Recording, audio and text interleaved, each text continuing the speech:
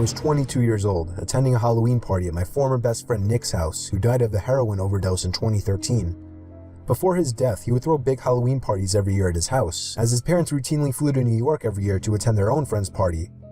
He was always a big Halloween freak, so the whole house was littered with truly horrifying props that we all knew Nick spent way too much money on.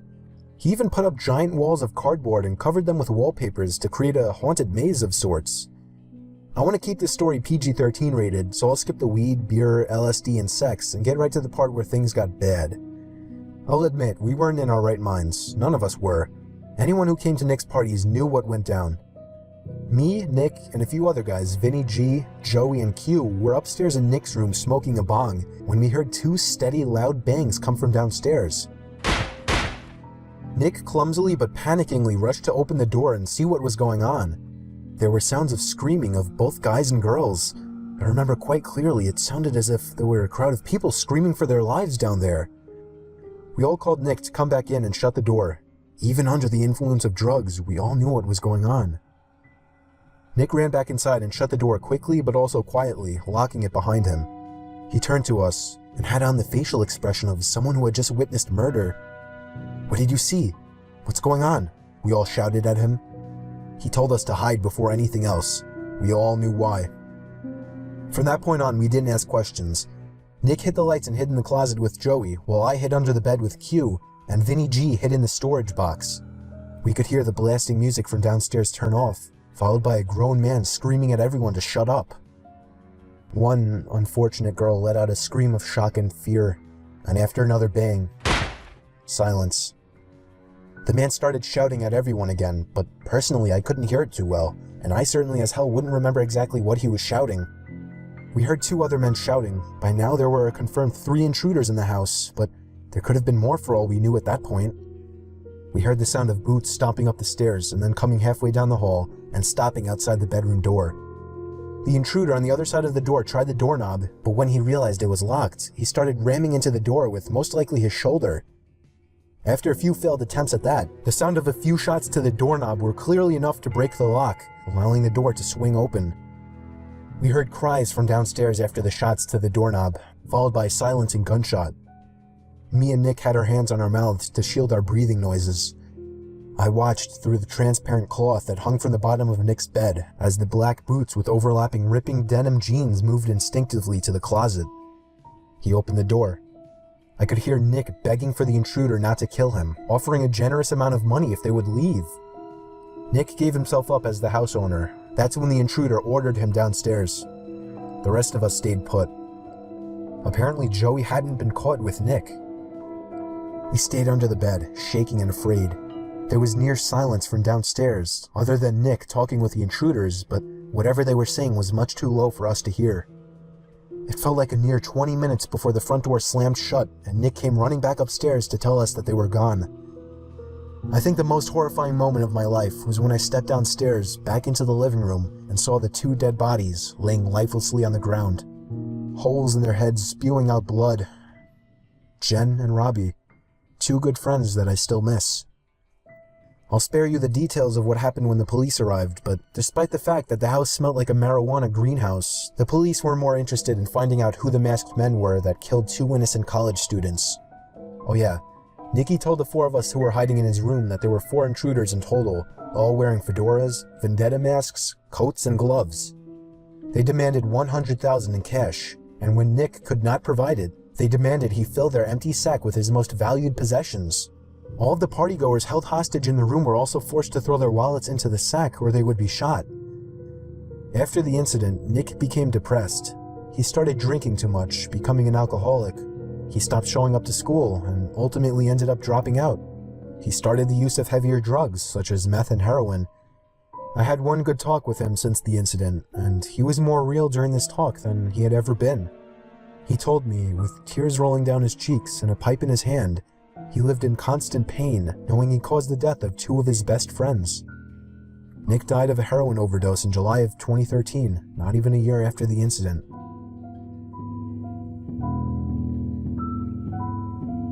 It was my first Halloween living in my own house away from my parents. I live in a small corner house with a basement but no upstairs, a house my parents paid half for. It was 11 o'clock at night. I was sitting in the living room watching scary Halloween movies when I found myself getting up to answer a knock at the door. But then I stopped and thought, who could be at the door at 11 p.m.? Surely there were no more trick-or-treaters out. I had a pretty good feeling it was a late-night Halloween ding-dong-ditcher, so I gave it a second, then I shot a glance to the porch through the window. They were gone already. Yup, ding-dong-ditchers.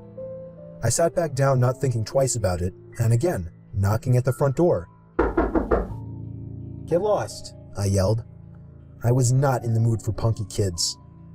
They ignored my demands and started pounding now, not just knocking. I was pissed now. I leaped up and swung the door open. No one was there once again. I slipped on my shoes and headed outside to begin searching the bushes for the kids, but there was nobody in sight. Not in the bushes, not behind my car, not across the street. I was done answering. I didn't want to feed into their fun anymore, so I went back inside, double-locked the door, and went to my bedroom, also locking that door, just to feel safer, I guess. Even over the TV, I could still hear the stupid kids pounding on my front door repeatedly. I was so close to calling the cops to get them away, but that would undoubtedly lead to my house being egged or teepeed. The pounding continued for an uncomfortably long time, more than half an hour. I thought these kids must be filming something for YouTube and were desperate for a reaction, but I wasn't going to give it to them. At some point I dozed off with the TV on, only to wake up to the knocking again. I looked at the clock. It was 2 in the fucking morning. How could those kids still be at it, I thought. I turned the TV off and sat up with my ears open. For a few moments, my heart completely stopped as I realized the knocking was not at my front door, but rather at my bedroom door. I jumped out of bed, looking around my room like a madman for something to use as a weapon. They knew I was awake now. They were trying the doorknob, trying to bust down the door. These weren't any kids. By some miracle, I came up with an idea. It was a long shot, but it was all I could think of. I turned on the receiver to my speaker system, plugged in my iPhone, brought up the YouTube app, typed in 45 gunshot sound effect, turned on the volume and pressed play. The sound of a gunshot echoed out of the speakers. It sounded real enough. I paused the video after the first shot and yelled, "That was a warning shot. Leave now or I won't hesitate to shoot you in the head." And it worked. I heard 2 pairs of footsteps stomping over my wood floors and out the front door. I gave it a moment before opening my bedroom door and peeking outside. They were gone, but the front door was left wide open. I quickly shut it, called the police, and that's where my story ended.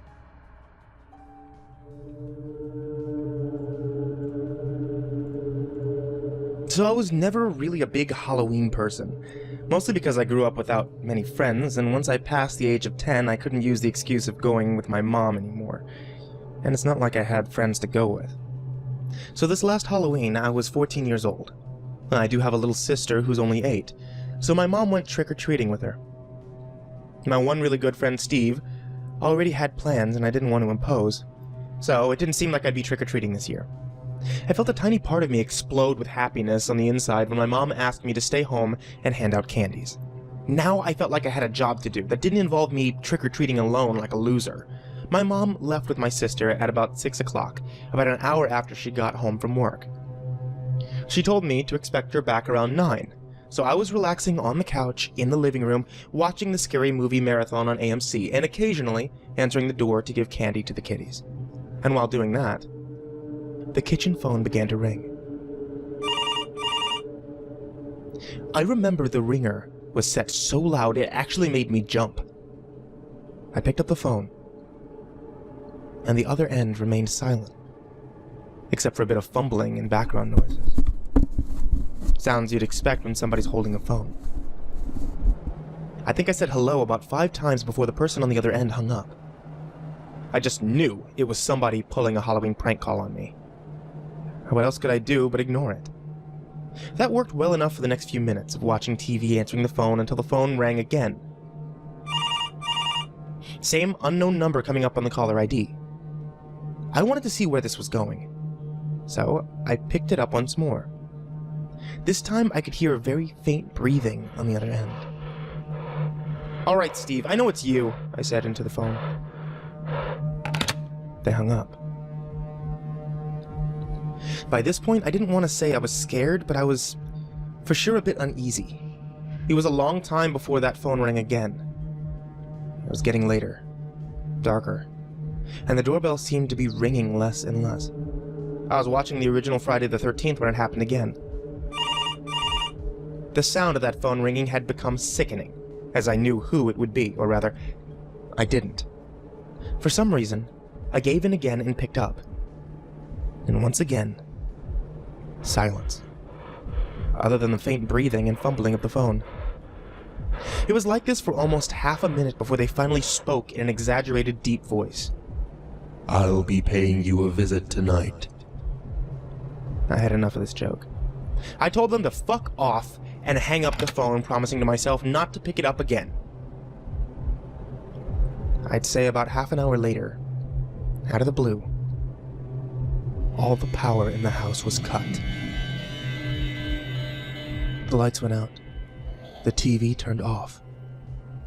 Complete darkness.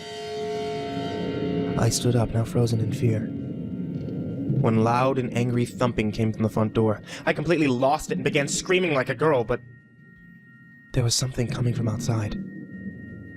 Laughter. I recognized that laughter.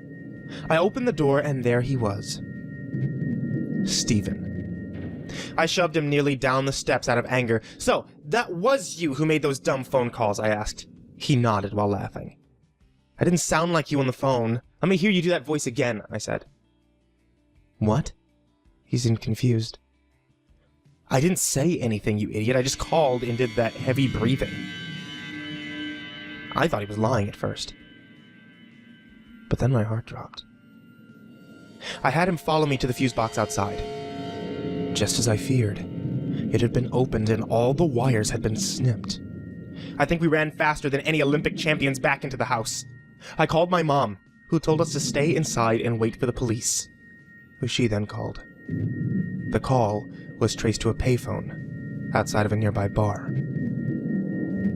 I still wonder, was this just a dumb Halloween prank gone too far? Or was it a potential break-in, and God knows what else waiting to happen? I don't think I ever want to find out.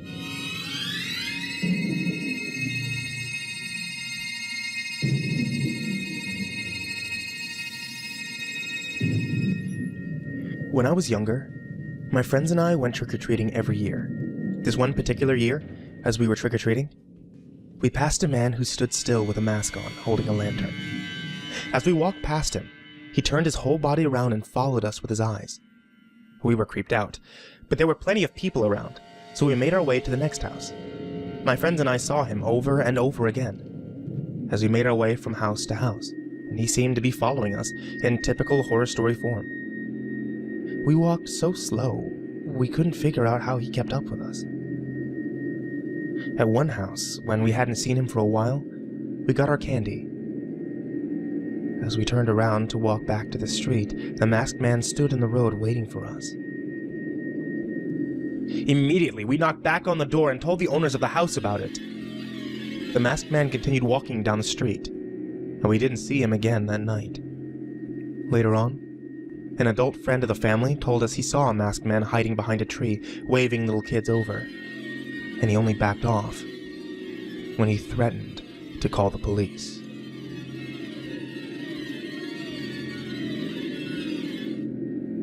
I was trick-or-treating with my friend Casey. We were both 11 years old at the time. We were walking across a small wooden bridge over a small river that many called Jack Winkle River when a black Jeep pulled up on the other side of the bridge, basically blocking our way. We turned around and hurried away. We were the types of kids to obey the stranger danger rules. We could hear the windows of the Jeep rolling down, and a man with a raspy smoker's voice called for us to come back. He was yelling for help, asking us for directions. I yelled sorry, and we continued to hurry away. The Jeep couldn't fit over that small bridge, so it pulled away and drove down the road on the other side. We thought we had made our escape from the creepy driver, when here came an SUV barreling around the corner and down the street, slamming on the brakes in front of us. Once again, the driver rolled down the windows. Now with them right next to us, we could see there were two passengers in the car as well, An old guy with gray curly hair and a mustache in the backseat, who also had a raspy smoker's voice, told us to get in the car, that they have free bags of candy. The Jeep banged a three-point turn and tailed us wherever we went. At one point, the Jeep finally accelerated past us, came to a stop, and the back and front passenger side doors opened, and the two creepy men stepped out lunging at us. We dropped our bags of candy and ran straight for my house, which was in sight now. We rang the doorbell desperately at least 20 times. The old men that were chasing us couldn't run fast, and when they saw us running to my house, they turned back. My mom opened the door and we screamed and pointed at the Jeep that was backing away in the other direction. She shoved us inside and locked the door and called the police like any mom would. She reported the black Jeep with 3 men inside, older looking, raspy voices, and any other descriptions we gave. My mom was freaking out all night, worried about the fact that they knew where we lived now. My dad tried to calm her, but she couldn't calm down. Ultimately, the police agreed to send an unmarked police car to stay out front and keep guard for 3 hours. That made my mom feel a little better, but what made us all feel better was when my dad woke us up to see the flashing red and blue lights outside of the unmarked police car. They had pulled over an SUV, a black Jeep, and 3 men were in cuffs. The 3 old creeps that tried to kidnap me and Casey. My dad went outside to talk to the officer and most likely confirmed that those were the men. Me and Casey went to the doorway and screamed at the men for their attention. They looked, and we both gave them the finger. My mom then pulled us back in and shut the door, sending us to bed. It went from the worst night of both of our lives to ultimately the best night of our lives. This story took place on Halloween night. I took my 7-year-old daughter Jamie trick-or-treating for a few hours, and when we got back, I cooked dinner, we watched TV together, and then I sent her to bed. I was feeling especially tired that night, so I brushed up and went to sleep. Shortly after, my daughter entered the room and told me there was someone in her closet. I assured her there was no one in her closet. She asked to sleep with me, but I once again assured her that she was safe in her room. She reluctantly went back to her room and shut the door. I made a mental note that if she came back again, I would walk her to her closet and show her that there's no one in there. Surely enough, 5 minutes later she came back. I asked her why she thought there was someone in her closet. She responded saying she heard someone moving around and things falling over. Honestly, when she said that, it kind of made my heart jump for a second. I walked her to her room and turned on the lights. I jokingly asked, "Is anybody in there?" We stood and listened. I didn't expect to hear anything. There it was, a thud from inside the closet. I screamed at Jamie to run to the neighbors and call the police. As she did, I swung the door open and was shocked to find the neighbor's son, Randy, sitting on top of my daughter's Lego box. I grabbed him by the collar of his shirt and yanked him up aggressively. I walked him angrily back to his parents' house next door and found Jamie ringing the doorbell. When they answered, I shoved him inside right into his father and explained everything. I told him I wouldn't press charges, but if I ever caught him near my daughter again, they would all be sorry. Randy's dad, Mark, slapped him across the face, then asked me to come inside to allow Randy to explain himself. Me and Jamie both went inside. Apparently, while I was taking Jamie trick-or-treating, he had snuck into our house through an open window and hid in her closet with his friend Daryl. I asked him if this Daryl kid was still in my house. He said yes. I told Jamie to wait with Mark while I ran back into my house, and right as I entered, there he was. This Daryl kid, uglier and shadier looking than Randy. He had my daughter's underwear in his hand. What I did next was completely out of fatherly protective anger. I grabbed the little shit by the throat and threw him to the floor, slapping him 4 times in the face, then hesitantly allowing him to get up and leave. The only reason I didn't call the police was because of my close friendship with Mark. But I made my point very strongly that if they ever so even waved to my daughter again, they would be in the news the next day. We went back to sleep. I let Jamie sleep with me after that incident. She was horrified. The next morning, I found a small drill hole in her closet door. The sick little bastards were spying on my daughter while she slept, at the same time playing with her underwear. Maybe you don't understand the horror of this story unless you're a parent, but there are many days where I think I made a mistake not calling the police. I still can, but nothing has happened since, and I figure I shouldn't create more trouble now.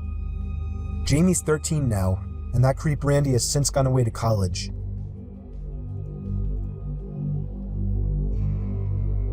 We had just moved into our large, new house in Mississauga, Ontario, in an area called Winston Churchill. It was Halloween night, and my parents, my 4 other sisters, my brother and I were unpacking our stuff in our new bedrooms. We had just finished and were talking to each other about leaving our old schools and friends behind. My mother called us to do chores. I was really tired since it was 11:30 at night, way past the trick-or-treating buzz, and we had to do chores now? It seemed to take forever, but when I was done, I decided to go to my bedroom and get some sleep. I heard what sounded like footsteps in the upstairs hallway. Thinking it was my brother or sister, I got up to shout at them for bothering me while I was sleeping, but there, as far as I could tell, there was no one there. I rushed down to the basement where my parents, sister, and brother were considerately working. I asked them all if they had been upstairs, and they replied no. Now I was getting pretty freaked out, but I had to believe it was just my imagination and shrugged it off as if it had never happened. I went back to my bed, which was now freezing cold. I had to put on a sweater. It was just too cold. I woke up in the middle of the night around 12:30 a.m., after everyone had gone to sleep. I heard this loud banging sound that seemed to be coming from my parents' bedroom. I thought it might be my brother or sister waiting to get a drink of water, but was too scared to go alone. I was wrong. The banging continued, getting louder by the minute. I couldn't get to sleep, so I decided to check it out. I walked into the hallway, and believe me, there was no one there. As I walked in, the banging seemed to stop. I stared at the door, only for a quick moment before deciding to go back to bed. After a couple of minutes, the banging started again. Now I was totally chilled to my very last bone. I tried to sleep again, but I couldn't. Very typical of me.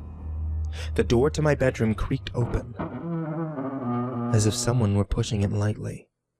But it was too dark to see who or what could have caused it. Hey, what the hell are you doing? Who is it? Let me go back to sleep. Very light footsteps began to move closer to my bed. I thought it was one of my sisters, until I turned onto my side after the footsteps stopped and saw a figure standing next to my bed. A figure at least 7 feet tall. I choked the urge to scream. Nothing came out. I lay there in unimaginable horror as the figure finally said, "Boo."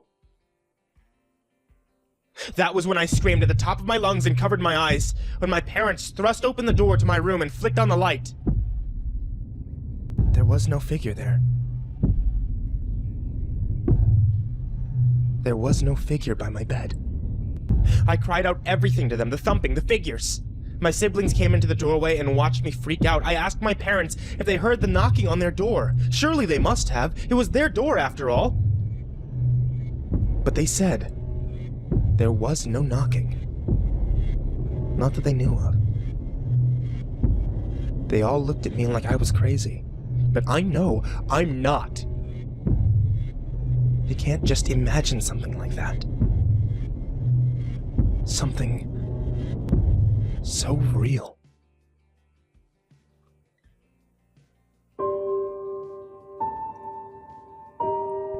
I'll never forget this night. I know I won't. It was a few years ago, Halloween night. We were all 20 years old. Right at that age where going to haunted house attractions is one of the best things to do on Halloween. The attraction was called Scarehouse Journey to the Basement or something. It was only open for 4 straight years in our town. It was never heard of again. This was its 4th and final year of operation. It was a very high quality and surprisingly scary haunted house. One of the best ones I've been to. This was not a tour guided attraction. It was a group exploration attraction. Basically, a maze where the only way out was to make your way to the basement. Find one of the keys, then find the exit and use the key you found to unlock the door. It was a very unique haunted house, that's for sure. Unfortunately, it wasn't a good night for us. And you're about to learn why. We started out in the living room of the house. To give as much detail as I can about the room, there was a giant open coffin sitting right smack in the middle of the room. There were very convincing spiderwebs covering just about every inch of every corner of the room. All the furniture was antique and dusty looking, and of course, blood was stained on the creaky wood floor. We could tell right away this haunted house was going to be great. The next room was the dining room. That was where things got creepy. The rooms following the dining room were all very dimly lit by artificial lanterns hooked onto the walls. On several occasions, actors jumped out at us in horrifically convincing costumes as expected.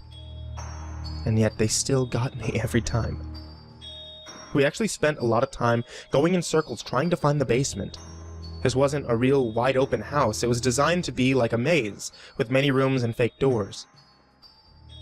It took a long time for us to finally find the basement door, and I have to admit, I was nervous to go down there. It was completely pitch black down there. We started to think that it might have been an employees-only area where they kept props. It was just too dark down there to see. It was stated many times that no cell phones were allowed while in the attraction, so we couldn't use cell phone screens as lights. If we wanted to get out of there, we had no choice but to go down there. Each step created a creak more painful to the ears than fingernails scratching on a chalkboard. We were all laughing, telling each other how fucking freaked out we were. I had my hands out in front of me as if I was searching for anything in the complete darkness. I banged into somebody and apologized. Who was that? I asked, expecting it to be one of my friends. No answer. Whoever I just bumped into placed their hand on my shoulder, and I took off running and screaming while at the same time laughing. There was something so disturbing about being in that huge pitch-black basement, knowing someone was in there with us. One of my friends thankfully found a key on a desk in the corner of the room. We all ran back upstairs, back to the light, and found the exit door. The actual experience and process of getting through that maze of a haunted house was much longer than my story makes it out to be, but that's not where things got horrifying. Right outside the exit door was a small bin with a sign that said, "Drop keys here, please." That's how the staff would collect the keys and bring them back down to the basement. Halfway off the premises of the haunted house, the exit door opened, and a really tall person dressed in a black robe and bloody pig mask stepped out and started following in our direction. He, or she, though it was most likely a he, so I'll refer to them as a he, appeared to be one of the staff members for the attraction. As we walked further away from the attraction, so did the guy in the costume. It seemed to all of us that he was following us by this point. One of my friends called. "We don't have the key if that's what you want. We dropped it in the little bin." But that didn't do the trick. As a joke, we started running just to see if he would too, and he did. We stopped, and so did he. We stood still, and so did he. At first it was funny, maybe it was just a joke, but as we got closer to my friend Eddie's house, we were starting to discuss if we should reveal where he lives to this guy. He had been following us for at least 5 blocks now, so if it was a joke, it had gone far enough.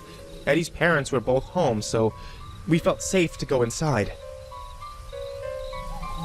Apparently, Eddie's front door was broken, whatever that meant, so we had to go run back. We jokingly waved at the douchebag still following us, and walked to Eddie's backyard, shutting the gate behind us. Wiping our feet on his welcome mat on the back door, we heard the gate open. The man emerged from behind the side of the house, and began walking towards us once again. This time, much faster. Eddie opened the back door and called to his dad, telling him to get his gun. This seemed to grab the masked man's attention. He slowed down, turned his head to face Eddie. Eddie's dad emerged, angry as hell, and aimed his pistol at the masked coward. He raised his hands up and cried out for him not to shoot, that he's only 27. Eddie's dad told him to get lost and never come back, and the next time he wouldn't think twice about pulling the trigger. Personally, I wish Eddie's dad had made the guy get on his knees and take off the mask, then call the police. That guy got off too easily. For all we know, he could have been armed as well. We contacted the haunted house attraction, and they informed us that they had no such employee. dressed in a pig mask.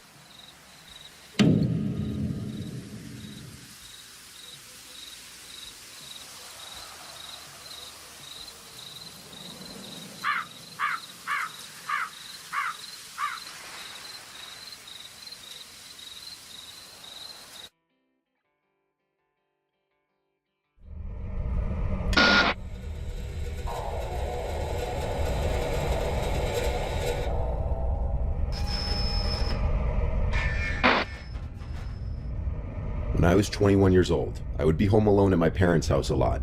We lived on a little pond which was directly in our backyard. On the other side of the pond was a little town park. Our neighbors were a bit spaced out. It was a pretty upscale, expensive block compared to the rest of the town, so the properties were big. I'm fully moved out now, but this was back when I was in college. My parents make a lot of money, and we have multiple homes, so often I was home alone. It was a random night in the summertime. I was off from school, so I can't remember if it was the weekend or a weekday, but odds are since I was home, it was a random weekday. I was in the back sunroom watching a show. That was my favorite room in the house in the summer because it was the most cozy and had the best breeze with all the windows open. I was right on the corner of the couch closest to the corner window when I heard splashing from outside, like in the pond. It could have been a goose or duck. Sometimes they'd fight in the water and make a bunch of splashing sounds, so at first I ignored it. But as it persisted, I decided to lower the volume on the TV and listen. I put my ear up to the window even, and I heard consistent splashing sounds, way too heavy to be from a duck or goose. It sounded like they were splashes from a person. I opened the door in the sunroom and stepped outside to the deck. I looked out to the pitch darkness of the backyard. I now heard a man's humming along with the splashes. Someone was definitely swimming in the water. They were trespassing. Each house on the pond owned a specific chunk of the pond. I stepped inside for a second to flick on the lights to the backyard deck.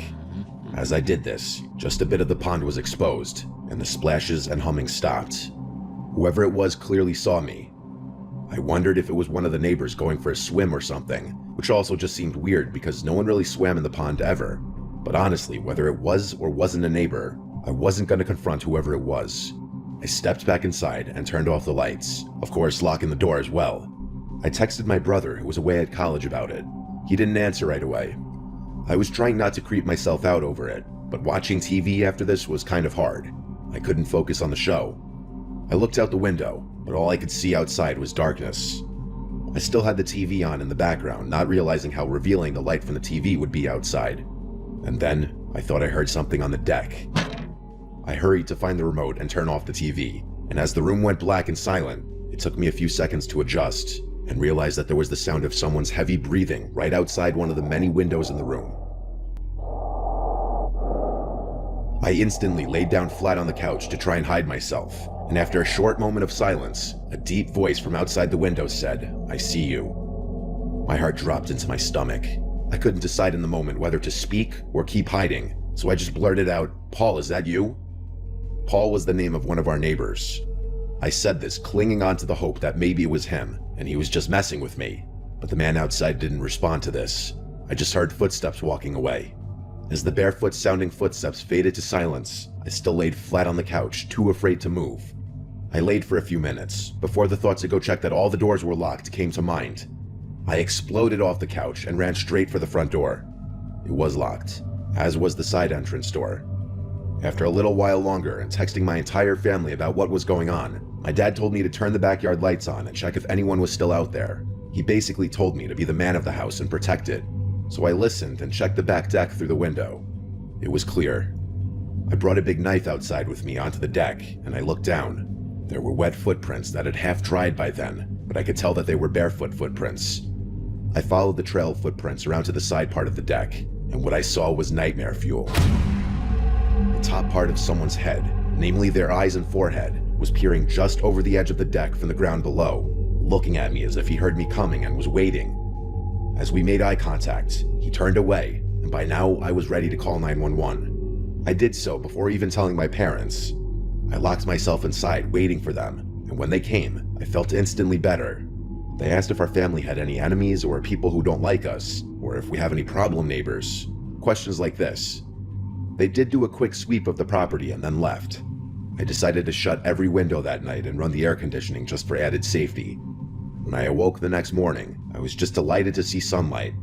I don't believe that man ever returned to our house, and we still don't know who it could have been.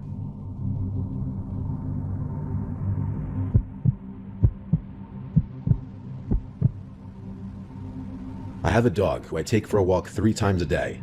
First in the morning, then in the afternoon, and finally at night. I take him on the same route every time, which is through our driveway exit, which leads to a cul-de-sac parking lot for the condominium complex we live in. This will make sense soon as to why I'm telling you this. On the night walk, I always go somewhat late. I'm not sure why, but it's been a habit ever since I've had him, and it's never been a problem for us. Until one night, I begin our final walk of the day and go our usual route. I have a flashlight with me as there are no lights at the parking lot, and I'm listening to music with only one AirPod as I feel it would be for the best just in case I heard something unusual. And I did. As I'm approaching the parking lot, I was hearing something. A voice of some kind that was up ahead of me, but I was completely zoned out in my own world of music as it was happening. But then my mind finally caught up, and I stopped. I took the AirPod out and stood still to listen, just to see if I was only hearing things. And then it happened again, a voice that spoke ahead of me, but I couldn't see anyone. So I did the stupid thing and continued to carefully walk forward because I thought it was all in my head. But something didn't feel right about it. I stopped again after a few feet, right next to where all of the cars were parked, and I had my flashlight pointed everywhere in front of me. I stayed listening, and the creepiest thing that has ever happened to me yet was hearing a muffled voice of what sounded like a kid say the word help. My heart dropped so fast I couldn't move my legs. I frantically pointed my flashlight everywhere to see where it was coming from. I was sure it was coming from the cars, but I was completely thrown off by this. But there wasn't a kid in sight, or anyone nearby. It was just me and my dog, who didn't seem to notice anything as he was just sniffing some bushes nearby. And then I heard it again. The word help was spoken 3 more times, and it was coming from my left side where the cars were parked. It made me panic even more. I didn't know what to think of it, and I knew I wasn't imagining this when I saw my dog's ears perked up, and he was looking in the same direction I was facing after it happened. And that's when it hit me about how incredibly eerie all of this was. After hearing it multiple times, I realized the kid's voice didn't sound entirely like a kid. I don't know how to explain it, but it was like the mix of an adult and a child at the same time. And each time they called for help, not only was the voice always muffled, but it was spoken in a more generic statement as opposed to a cry for actual help every time. And I mean that literally. There was absolutely no change in the tone, inflection, sound, or anything of sorts. My dog and I ran straight home afterwards, and I tried to explain to my mom what happened. She was puzzled herself about what it could have been, and I suggested we call the cops on the off chance that there was actually someone in need of help, but she didn't think it was necessary. So many questions were conjuring up in my head. Why was the voice muffled? Was there someone in the car that I couldn't see? Or was it something darker waiting for me to move closer? I don't like to think too much about it, but whatever it was, it still makes me feel extremely disturbed to this day. This picture is where I had stopped and taken my AirPods out to listen, and I heard it up ahead on the left. This is where I had gotten closer and heard it on my left side. I'm aware that there's a condo complex on the right side, which some may think the noise was coming from, but it was in this direction facing the cars where my dog and I heard it, and you could see from this point of view that there's nothing to really indicate a noise coming from somewhere else. Also, at the time this happened, the cars that were parked were trucks and SUV types, so they were a lot larger and covering more space, thus making it harder to see from where I was standing. I never figured this out.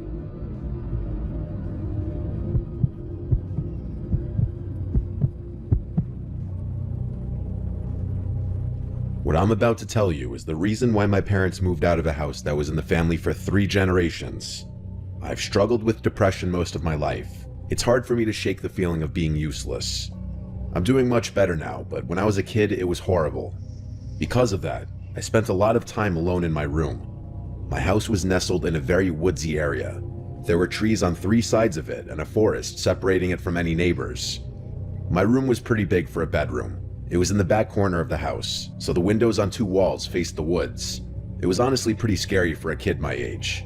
It didn't help that I was also scared of the dark. Things started happening when I was around 10 or so. I was in the 5th grade, and I was at the age where it wasn't acceptable to sleep in my parents' bed after a nightmare, but I was still accused of having an active imagination. The first thing I noticed was my nightlight. It had different color settings, so if I wanted, I could change the LED around. I liked keeping it on red, which is what I fell asleep to most nights. One night though, I woke up randomly in the middle of the night, which was unusual for me. I was really tired and fell back asleep in under a minute, but before I did, I noticed that my nightlight was a different color than the red I always left on. I didn't think much of it until about a week later. One morning, I woke up and realized my nightlight was once again not set to red like it always was. I asked my parents why they were messing with my nightlight, but they were confused and told me they didn't know what I was talking about. I explained what had happened to them, and they told me that the thing had always been glitchy.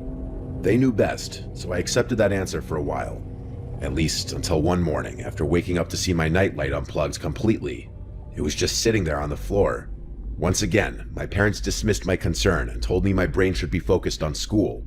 My dad said I was getting too old for a nightlight anyway. A few days later, my nightlight was missing completely. It had seemingly evaporated out of existence. Now I knew my parents were lying to me.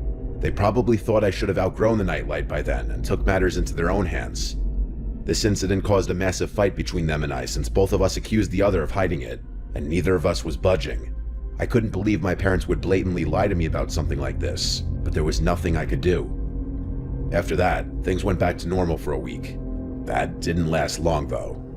3 nights in a row, I woke up randomly in the middle of the night. Each time, I had no idea what was waking me up. After it happened a 4th time in a row, I told my parents. They told me that I was going through puberty, and that changes to my body are natural. The next time it happened, I stayed awake instead of falling back asleep. A few minutes after I woke up, I heard faint rustling noises from my closet. My parents didn't believe me. My dad even checked my closet, and there was nothing in there besides old toys and posters. The next 4 days remained the most traumatizing nights I've ever experienced in my life. I'd been woken up only to hear rustling in my closet. It was torture. I couldn't take it anymore. I begged my parents to believe me, and my dad got angry. He dragged me to my closet to prove there was nothing in there. He started throwing toys around my room, clearing the closet bit by bit, yelling at me the whole time. That is, until he pulled one of the posters off the wall.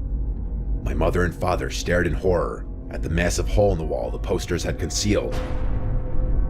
My mom started screaming, and my dad pulled out a flashlight. The hole was way too deep to see where it led, so my dad ran outside and began inspecting the outside of the house. There was a tiny hole in the dirt at the base of the house, and a little digging revealed that it was more than a divot.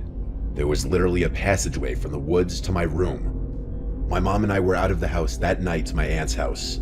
We moved out shortly after this. I stayed at my aunt's house until we did. I don't like thinking about this experience, but I'm gonna have to face it eventually. My parents also refused to talk about this incident, and I think it's partly because they feel some blame for not taking me seriously. It's chilling to think that there was a stranger in my room every night for over a month. I have no idea what they wanted, and will probably never know. If your kids come to you with something that sounds abnormal, believe them.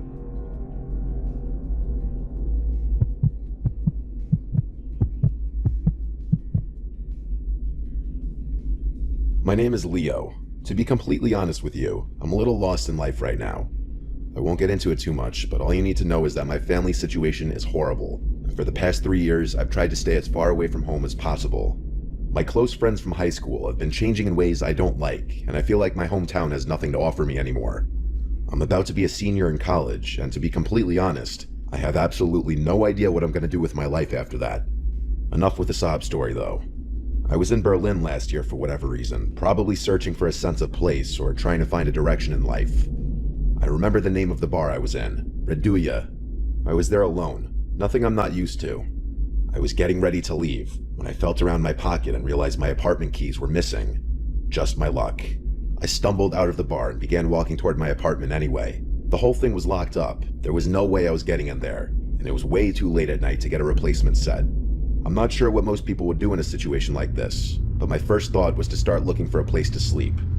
As if my luck wasn't bad enough, it started raining. Eventually, I decided to sleep under a nearby bridge. I didn't even know where I was, but I was out of the rain and safe, so I was happy. As I was drifting off, I began picking up on some faint voices coming from across the river. I sat back up and saw what looked like 5 men standing on the opposite side of the river along with a little boat that was tied off. They didn't seem to notice me. It took me less than a minute to realize what I was watching. There was an honest-to-God drug dealer or something going down right in front of me.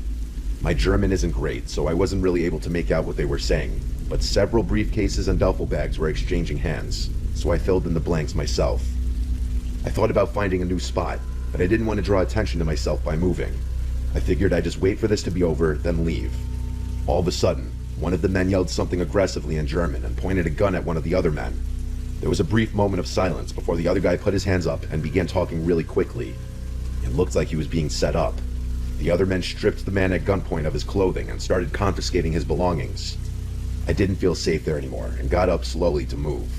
As I did, I heard one of the men shout what roughly translates to, "There's someone there." I started running, not even turning to look at them. They shouted more things at me, but the only words I was able to understand were, "Don't shoot." I ran until I threw up and nearly passed out due to drunken exhaustion.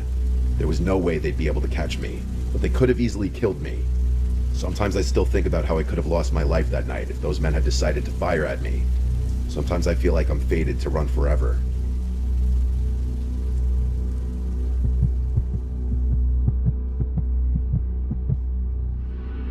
It was a normal Friday afternoon at my high school. I was walking down a hallway with my friend Emma as she talked about God knows what. I was just trying to get through the day because I honestly had a lot to deal with at home as well as at school, being that my foster parents weren't the nicest people, to say the least. As we walked past the lunchroom, I suddenly had to use the bathroom. I asked Emma if she had to go. She said no and that she would wait outside for me. I went into the bathroom and immediately noticed no one else was in there. I thought to myself, that was weird, because out of the multiple bathrooms in the school, this one was always packed at any given time. I shrugged it off and went into a stall, and a few seconds after getting in the stall and sitting down, I heard the bathroom entrance door open and shut abruptly, and someone entering the bathroom, but I didn't hear them move after entering. I didn't think anything of this. It wasn't really anything out of the ordinary. Maybe it was someone hiding from an admin. I went about my business. I stood up to button my jeans and read the writing on the bathroom wall. There was a bunch of random quotes and rants about teachers.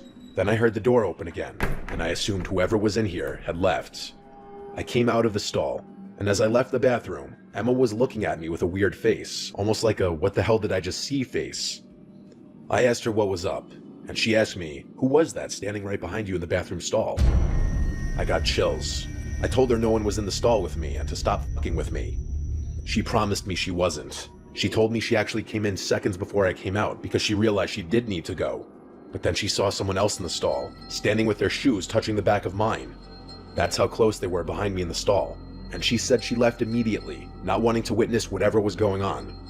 I reiterated again I was the only one in the stall. However, I had heard someone come in, but I never heard them use the bathroom, and I had assumed they were hiding from an admin.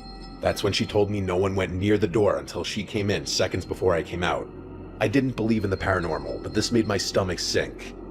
I found an admin and told her about it, and she pretty much tried to assure me that it didn't happen, that Emma was probably just messing with me. But Emma was never one to take things seriously or be serious in general, so when she looked me in the eyes with a serious face and told me word for word what she saw, I felt like it actually happened, and something really was in there with me, along with the fact that I heard the bathroom door open and close twice. I'm 18 now, and I haven't forgotten it since.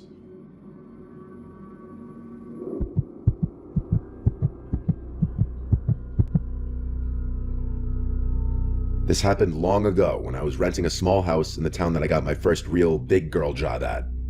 It was a small one-floor house with 2 bedrooms, 1 bathroom, and just enough living space for myself and occasionally hosting some people. I had been living there for a few weeks already. All was fine. The landlord, who I'll just call Michelle, was really friendly and understanding. I think she rented to me because she didn't want a male renting out her house. I'll skip unnecessary details and get right to the point. Something very weird started happening a few weeks into living there. One regular work night, I got a knock at the door. I went to the other side and said, "Who is it?" and no one responded. I didn't open it. No one should be knocking on my door late at night. It was early the next morning. I had finished getting ready for work and was about to leave. I opened my front door and saw a big post-it note taped to the storm door. It said, "Hello, beautiful." I right away remembered the knocks on the door from last night. It was no doubt the same person, but the big question was, who could it be? I crumpled it out of disgust and threw it in the trash, hoping and assuming it would be a one-and-done thing. It was that night that I got another knock at the door. This time a little earlier, while I was cooking dinner. I went over to the door, this time not saying anything, just listening. There was no peephole or glass to look through to the other side. I had no way of seeing who was there without opening the door, and that wasn't going to happen, as the storm door didn't lock. But this was the second night in a row, and now I was realizing this was some kind of stalker situation. I called my mom and dad to ask for advice, and really, they didn't even know what to say. My dad, who was a retired police officer, said that if I called the cops, they wouldn't really be of any help unless they were catching the person in the act. My dad advised me to not go outside late at night for a while, don't answer the door, and if it persists, that he'd come to town and spend a few days with me. So that was the advice I followed. The next morning, the first thing I did was check the storm door for another note, and part of me died inside when I saw another note stuck to the glass. This one said, "I like to watch you." I took a picture of it with my phone and sent it to not only my family, but Michelle as well. I asked Michelle if she had any kinds of issues with certain men or any stalkers. She acted appalled and shocked when I sent her a picture of the note and told her about the knocks. She assured me that she didn't have any stalkers and that she was in a long-term relationship. Still, I wasn't entirely convinced. I left a note on the door after work that day, saying if you're looking for Michelle, she does not live here. She only rents this house out. If you continue to come here, I will be reporting this to the police. Doing this gave me a level of comfort, actually. I thought this would end things. That night, every waking minute was spent with anxiety, worrying about hearing knocks at the door again. To my relief, there were none tonight. I went to sleep in relative peace, thinking my note worked. The next morning, I opened the door and removed my note from the glass, but then realized it wasn't my note. It was a new note, and it said, "I'm not looking for Michelle. I'm looking for you." And then it said my name, followed with, "I like watching you," like it said in the previous note. I sent it to my dad right away. I felt seriously ill. My dad packed a bag and drove up first thing. He was at my house by the time I got home from work. And work that day was rough because I couldn't think of anything except for this horrific situation. I even wondered if someone in my office could have been doing this, like this creepy guy Fernando. My dad and I waited to call the police together until later in the night when we figured whoever was doing this may be hiding out there already. We wanted them to see the police presence. We spoke with an officer outside. My dad said it must have been a busy night since they only sent one. My dad being a retired police officer obviously didn't hurt in this whole situation. After the officer left with his report, my dad stayed out on the front stoop for hours, even after I went to sleep. Obviously the person didn't return that night, and I moved out once I was able to pack all my things. Michelle was completely understanding. Thankfully, whoever was stalking me at that house didn't follow me to my new place, likely eliminating the possibility that it was a coworker. So I will likely never know who it was.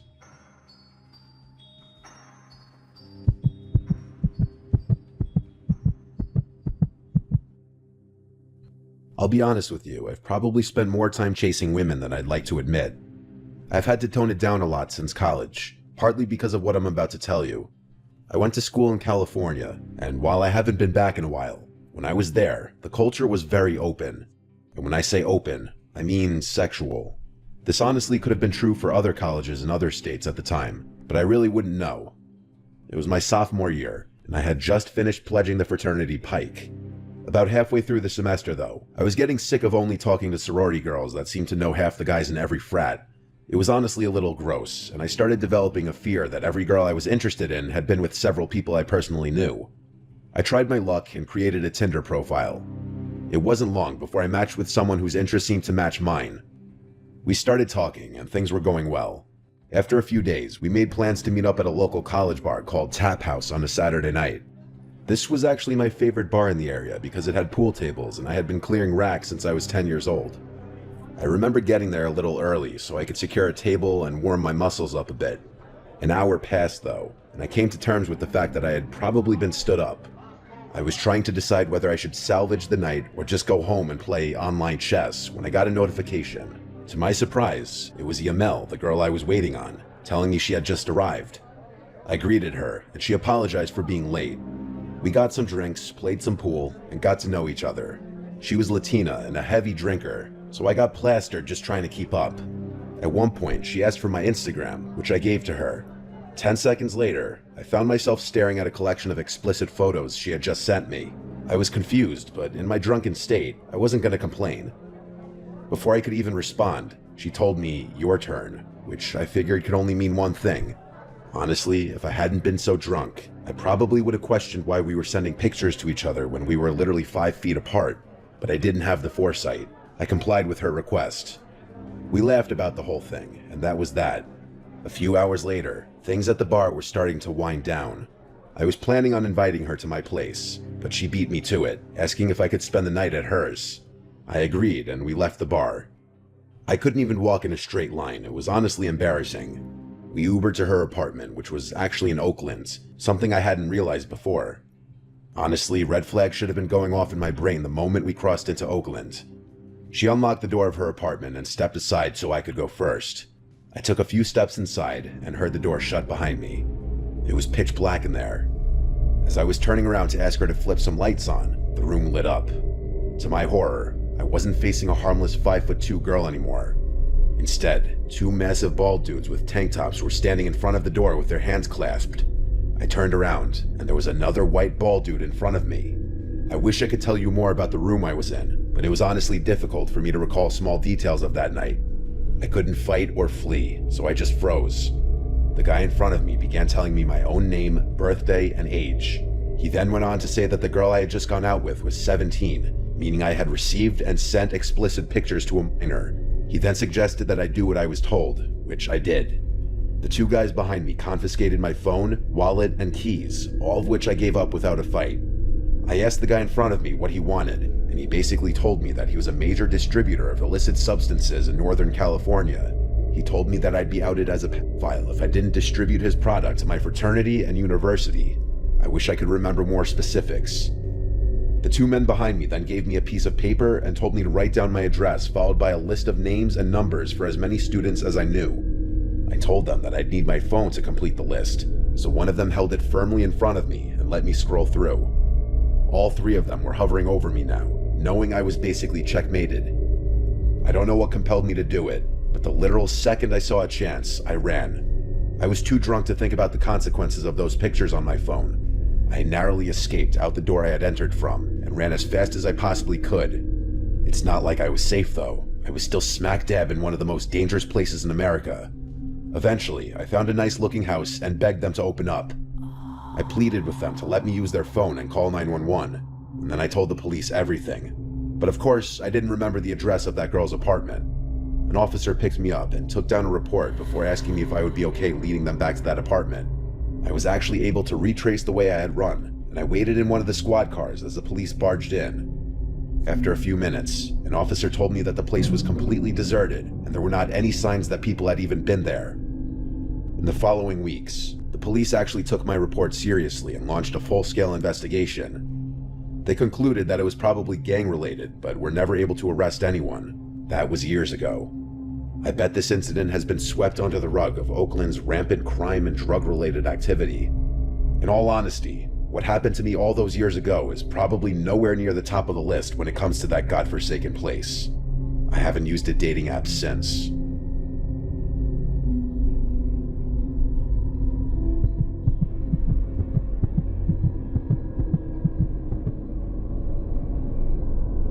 I've been smoking cigarettes every day for years. Before you judge me, let me just say that I recently started seeing a therapist for my nicotine addiction. Unfortunately, it hasn't helped much. The only thing worse than my nicotine addiction is my sleep schedule. I don't know what it is. I find myself staying up hours past midnight and rarely get out of bed before noon. While I'm trying to fix these parts of my life, they're extremely relevant to what I'm about to tell you. It began a few months ago. I was standing on my balcony, like I do most nights, smoking a cigarette. I live in a really secluded neighborhood. It's not like the houses around here are right next to each other. Despite this, I have a neighbor whose fence I can see over if I'm standing on my balcony. I'm not nosy or anything, but this particular night, I was looking into his yard. I had never met the guy, but I assumed he lived alone since there was only ever a navy blue BMW parked in his driveway. But not this night though. There was a black van I'd never seen before sitting in front of his house. I didn't make anything of it, just noting the coincidence to myself. The next night though, I made it a point to pay attention to his yard, and the same black van was parked there again. I didn't assume something sinister was going on. I was more intrigued than anything. The following morning, I went up to my balcony and looked into his yard. The van was gone. For the remainder of the week, I made a game out of observing the van at night, theorizing its purpose. I said I wasn't nosy, but I sure am obsessive. It's actually the main reason most of my friends drifted out of my life.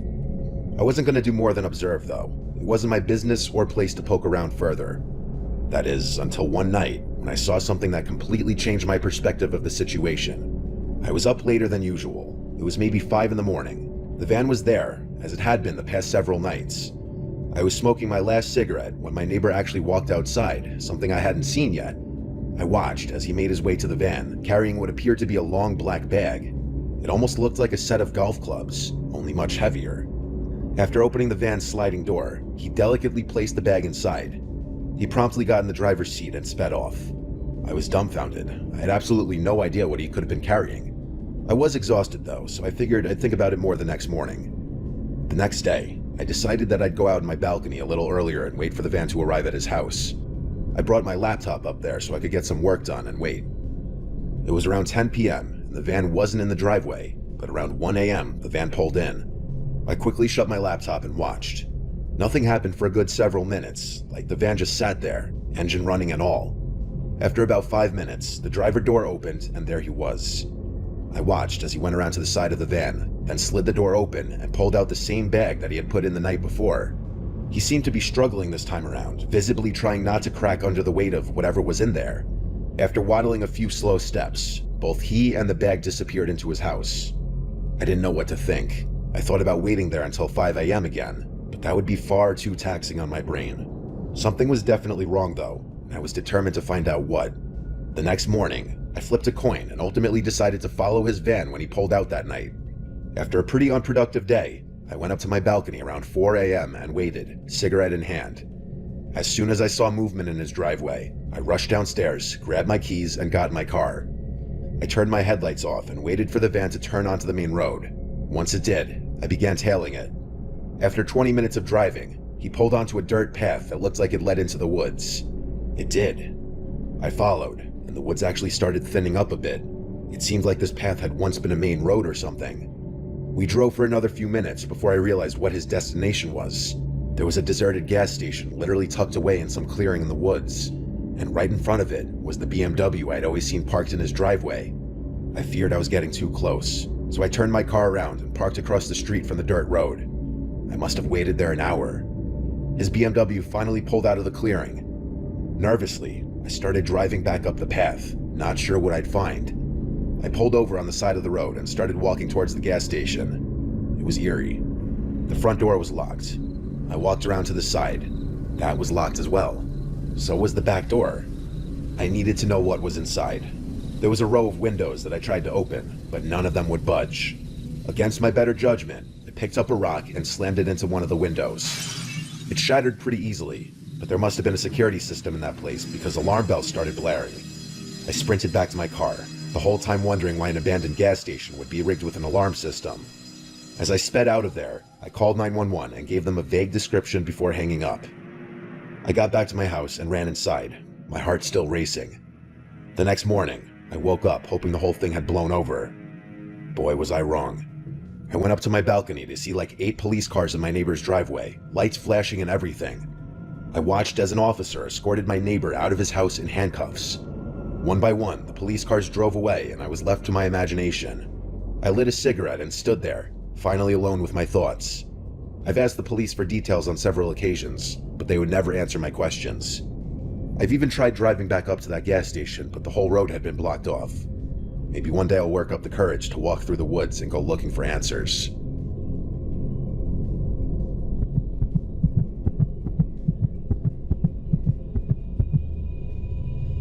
I'm not somebody who grew up with any kind of sleep disorders, such as sleep paralysis or night terrors. I've always been a very heavy sleeper, so that's why when what I'm about to tell you started happening, it was a shock to me. We all have the occasional nightmare. I used to call nightmares a free, 3D immersive horror movie. To most, that will probably sound freakish, but in a weird way, I sometimes like the thrill of waking up after a nightmare. I was living with my one roommate, Patricia. I just called her Trish. We had very different schedules with work, so we didn't see each other much besides on the weekends. This happened in July. I remember because it was so hot out that I had the window AC unit on full blast every night, which also provided a white noise that helped me sleep better. It was the first night that I had the nightmare, a few days after my ex and I had broken up, and life wasn't exactly the best.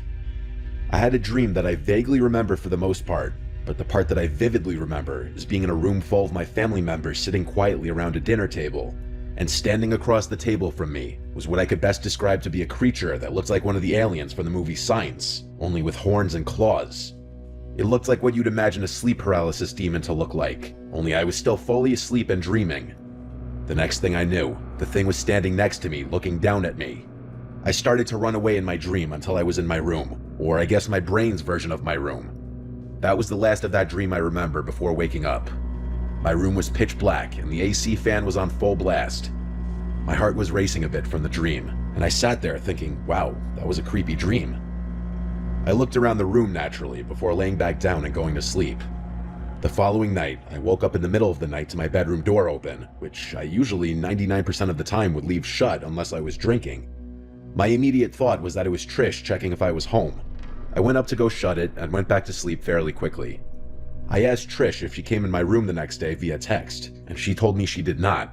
So it was always possible I just took a midnight trip to the bathroom or kitchen that I didn't remember. It was the following night that I had another nightmare. That same demon creature from my previous dream appeared again in this one. This one was a lot more disturbing. Instead of being with my family, I was in a dark, square, empty room with the thing, and it kept getting closer to me. Oddly, I don't remember the thing actually moving its limbs to walk. I just remember that it kept getting closer and closer until it was on top of me. And then, like I couldn't even move, the thing took a claw to my thigh and scratched me, and I actually think I felt the pain in my dream. Then, the next thing I remember is waking up. I don't mean I woke up right after that. I mean I don't remember what happened after that in the dream. But it was dark in the room once again, AC on full blast. I felt a slight stinging feeling on my upper thigh. I felt it with my hand, and I actually felt like I felt something on the skin. I rushed to the bathroom and looked in the mirror, and I screamed out loud when I saw a gash in my thigh. I went to Trish's room and turned on the light, waking her up. She asked how the fuck I got that, and I screamed I don't know. We went to my room together and flipped off all the sheets and covers off the bed, looking for any kinds of bugs or spiders or any sharp object I could have laid down on, which yes, I understand makes no sense, but what else were we to think? Trish then looked at me and said, wait, and put her finger to her lip. She turned off my AC unit, and for the first time in days, the room went quiet. It all became sickeningly clear in an instant, as we both heard a sound from under my bed. The kind of faint sound that you sense from another person just existing in the room. I'm impressed at both of our ability to not scream right on the spot as we both looked at the bed and then at each other, and then left the room and then the apartment. We knocked on the neighboring apartment door until he answered. We asked him for help, someone was in our apartment. He was an older guy, so I don't think we expected him to go fight some stranger in our apartment. He let us use his phone to call 911. At some point while waiting for the police, we heard a door outside slam shut. It sounded like our door. None of us could look out the window in time to see who it was. When the police got there, we confirmed the intruder was gone. We did leave all the lights on in the apartment when we ran away though, and left in a rather sudden fashion, so the intruder definitely knew that we knew. And then came the reflection I had of my dreams, and what they actually meant. That demon in my dreams was supposed to be him, even in the first dream. And with my door being open that night, that means he or she may have been roaming around our apartment at night, possibly eating our food. And to think this person actually scratched my thigh so hard it left a mark, it's actually really disturbing to think about. This forever changed my outlook on dreams and nightmares.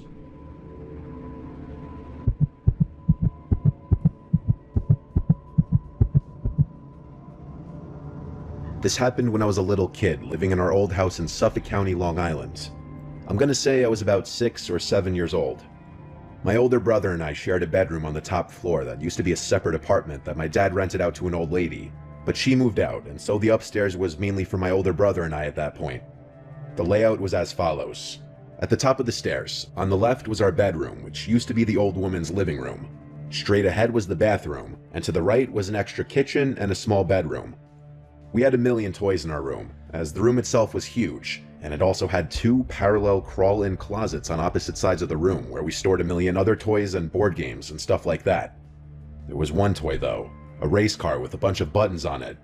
The buttons would make the car's lights turn on momentarily and play varying sound effects such as honking, revving, and driving sounds, and a little rock song.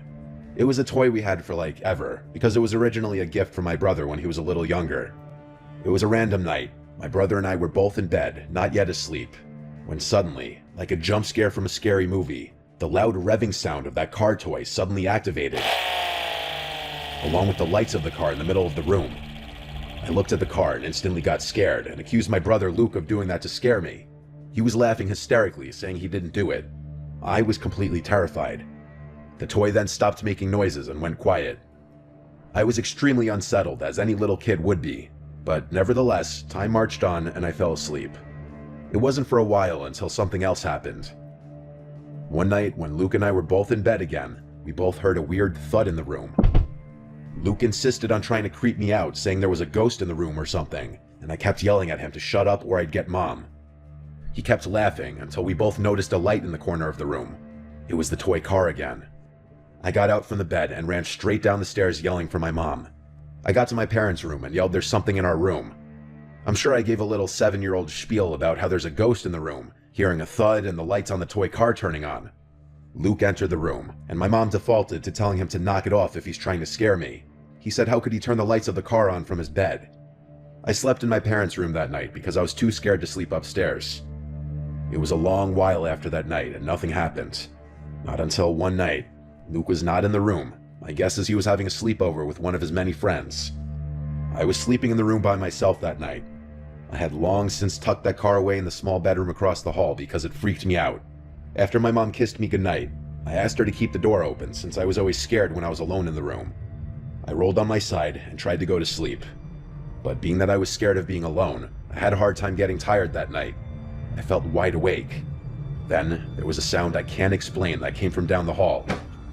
I flipped over to face the door, and the toy car rolled into the room with its lights on.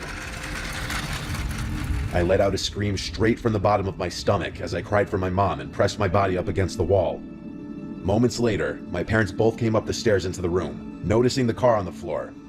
I screamed that someone pushed the car into the room. My dad went to go check the other rooms, but said there was no one there.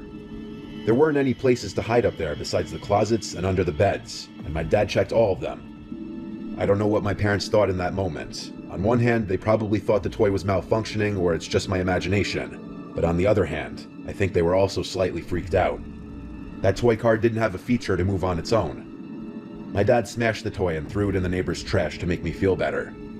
I slept in their room for a while until my dad forced me back upstairs eventually. This story is the reason why I believe in the paranormal and something after death.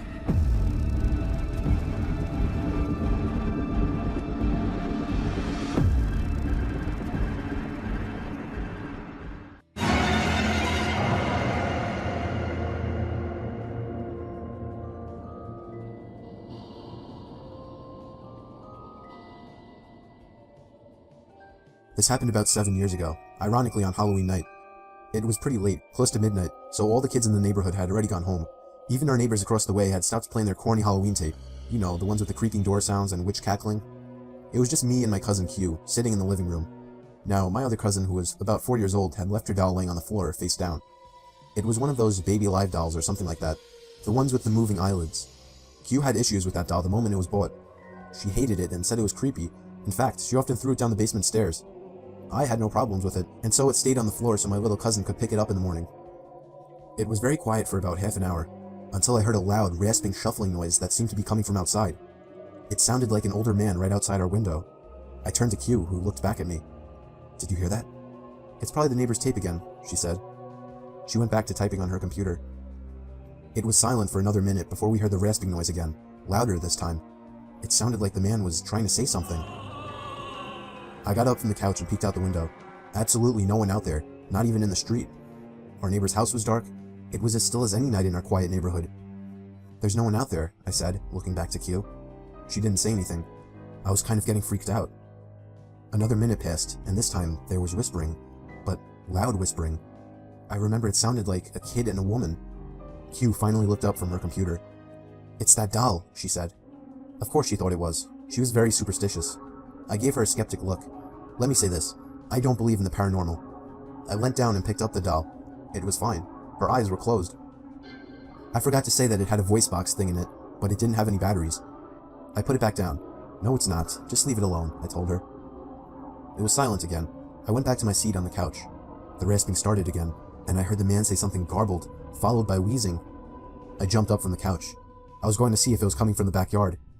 Just as I started walking, I noticed that the doll had moved a little. I picked it up again and turned it over. Its eyes were open, and it was heavier than before. I dropped it, and Q threw it down the basement again. I still have no idea what to think. Q denies it ever happened, and my little cousin never asked about her doll after that. I saw the doll only one time after that, on the top basement step laying on its side. This time, I pushed it down the steps. I was up late reading on a cold night. My bedroom is on the first floor, and I live alone in a relatively quiet and wooded area. For that reason, a lot of my windows didn't have any blinds, since it wasn't as if people driving by were able to look into my house. Plus, I like waking up to the sunlight shining in my bedroom. But this one night made me regret never getting blinds in the bedroom. After finally shutting my reading lamp to get some shut-eye, I had a good 2 minutes of silence before I heard the sound of something hitting the window. It sounded like a single tap from a person's fist. I was facing away from the window and didn't want to turn around. I was used to hearing things like tree branches brush up against the walls and windows, but I distinctly recognized the sound to be a fist hitting glass. The thought that somebody might be outside my window watching me frightened me. The fact that somebody would walk all the way onto my property to my bedroom window. I tried to accept that maybe it was just a tree branch, but a second and single knock at the window confirms my fear. It was a fist hitting the glass, and somebody was outside my window. I figured that if I just ignored it, they would go away. Maybe it was just some punk trying to mess with me. If they thought I was sleeping, they would get bored. Another knock at the window came, and I desperately tried to just stay still and show no reactions. But when the fourth knock came routinely, I decided enough was enough. I should confront this jerk like a real man. I turned to the window, and just barely caught a glimpse of a black shadow quickly moving under the window. For some reason, actually seeing something at the window killed any courage I had, and I ran to the kitchen phone and called the police. They said they would have an officer over in 10 minutes. When I hung up, I saw something in the corner of my eye. I turned my head and saw somebody standing outside my kitchen window, surely looking at me. Only for a second though, because as soon as I noticed, he took off. Somebody was watching me through all the windows. Then I received a disturbing phone call. It was my neighbor, who also happens to be my best friend. He happened to notice through his window that 3 people dressed in black walked onto my property earlier, one of them with a sharp, shiny object in his hand. This only made me panic even more. I ran upstairs where I knew I couldn't be watched and hid in the bathroom. I heard constant single knocks at the front door downstairs. No way it was the police. I just prayed they would get there in time, and thankfully, moments after the knocking stopped, I heard heavy banging at the front door, followed by someone screaming police. It turned out to be the cops, but whoever the 3 men were already gone into the woods. It might have been more than 3, I don't even know. All I know is they were never caught, and that I went out to get blinds the same week. My parents are divorced, and I was living with my dad. I'm an only child, so the only time I was around kids my own age was when I was out making friends with kids on the block. There was this one kid that lived on the corner of my block. His name was Tom. I met him while riding my bike. He strangely invited me over to shoot some hoops with him, so I did. He was a lot older than me. I was 12 and he was 16. I found out after hanging out with him a lot that he was an only child as well, and that he also lived with his dad. At first, I found him very relatable. I gave him my phone number and he would call to hang out. Sometimes he would come over and play video games. But then he started getting weird. He would call non-stop. If I didn't answer, he would begin to leave annoyed messages. He would call 5 or 6 times before coming over and ringing the bell. If my dad wasn't home, I usually didn't answer it, but when he was home, he would force me to hang out with Tom, even though I told him he was creepy. I biked with Tom back down to his house while pretending to listen to him babble on about stupid shit. This kid would never shut up. I needed to find a way to get him to stop looking for me. Then, for the first time, he invited me into his house. I really didn't want to go in, but it didn't seem I had a choice. The second I walked into the door, the foul, disgusting odor of his house filled my lungs. Clothes were tossed all over the floor, broken glass in one corner of the room, and what looked like coffee stains on the wall. It was the most disgusting place I'd ever seen. And then, a huge, shady-looking man walked out from another room. He looked at me with a very intimidating look. I felt myself backing up away from him, until Tom introduced him as his father. The man just gave me a big grunt and stomped off into another room. It was official, this kid was a fucking creep. I needed to get away from him for good. I decided I didn't even want to be in that house anymore, and just made up some excuse to go. I think that I said that I forgot I had a doctor's appointment, and at that moment, his smile slowly faded as an unhappy, if not extremely angry expression crossed his face. He didn't even give me any response. He just looked at me with this unnerving stare. I left in a hurry and ran back down the block to my house. The door was locked, surprisingly. I unlocked it with the key my dad made me carry, and found that he wasn't home. I really wanted him to be home. And then I found a little sticky note on the fridge, saying he was called into work for a possible storm emergency. So that night before going to sleep, I checked my email for a response from somebody on eBay. But instead, I had about 5 new emails, all titled in capital letters, and they were all sent from an email named tomtom20@aol.com. It was him. I never gave him my email and still have no idea how he got it. One of the emails was titled, "You made a mistake." Another was titled, "I know where you live," and the rest were filled with profanity and threats. I was only 12 and was extremely intimidated by this, so I was ready to call my dad, but as soon as I was heading to the kitchen phone, I heard the sound of rustling bushes outside. I opened the blinds of the window that was facing the bushes, and was greeted by the face of a huge man who I instantly recognized as Tom's dad. I called the police, but by the time they arrived, he was already gone. When my dad came home early because of this situation, we went on to get a restraining order as soon as possible. Tom and his dad moved out about a month after that. I moved into a house that my aunt and uncle had been renting out for several years after they built a new place. I spent a few months alone before a buddy from work asked if I was looking for a roommate. I thought about it for a few days and ended up allowing him to move in. It was a 2-bedroom place with a den and office in the garage. He decided he wanted his own space, as the bedrooms were right next to each other, so he moved his stuff into the office in the garage. And I have to admit, it was a pretty cool setup he had. The only problem, he didn't have a bathroom or kitchen out there, so he would use the kitchen and toilet in the house. We worked different schedules, so I would often leave the house unlocked for him. One night, I went to my girlfriend's house for dinner. After I got back, I decided to grab a 6-pack of beer I had bought the previous night. When I opened the fridge, my beer was gone. I assumed it was my roommate and went into a blind rage. I stormed out into the garage and slammed his bedroom door open. He was sleeping and rolled over. I screamed at him, asking why he drank my beer without asking. He said he didn't touch my beer and rubbed the sleep out of his eyes. Having lived with him for a while, I was pretty good at judging when he was lying. I felt he was telling the truth. My heart sank as I came to the realization that somebody had stolen our beer from the fridge and whatever else. We went back into the house and made sure everything was in its place. The TV was there, all the furniture. It wasn't until I went into my bedroom and realized my $2,000 laptop was gone that we began to panic. My buddy called the cops and we searched high and low for the beer and laptop, thinking I might have misplaced them. We soon gave up and began to search the yard for whoever had done this. We didn't live alone in this house though. There was a room that had been built on several years after the house was built.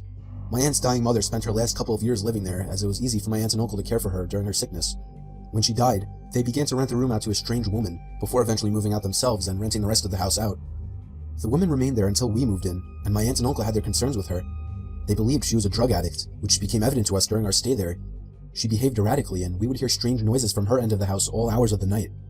Her brother moved in several months after we did, which was strange because her place was a 1-bedroom suite. We figured he just slept on the couch or something. He was even weirder than her, though. He wouldn't acknowledge me when I pulled up into the driveway while he was sitting having a smoke. Trying to make conversation with the guy was pointless. He basically just stared through your soul. One night, he even asked my roommate if he could score him drugs. That night during our search for the burglar, we went out to the garage door, only to find bare footprints in the snow. The footprints led from their suite door to our garage door. We put 2 and 2 together and began banging on their door. We said we knew it was him, and he better answer the door. Someone inside lifted the curtain and made eye contact with me, which to this day still gives me chills.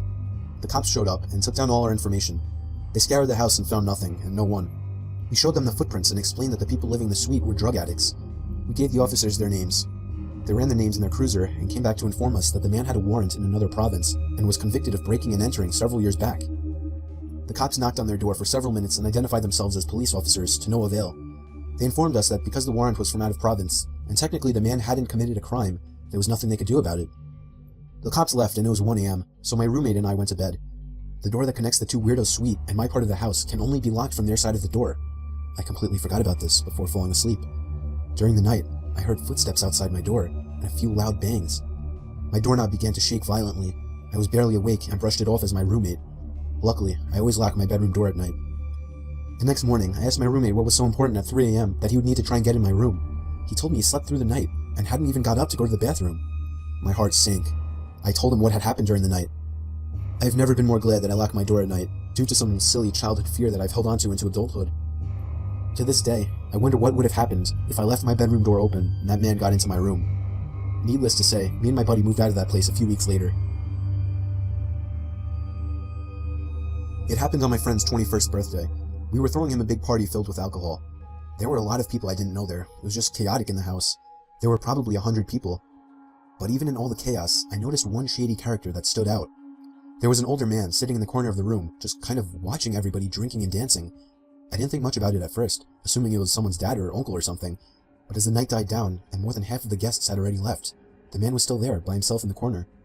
At that point, I asked one of my friends who that guy was, and he said he had no idea.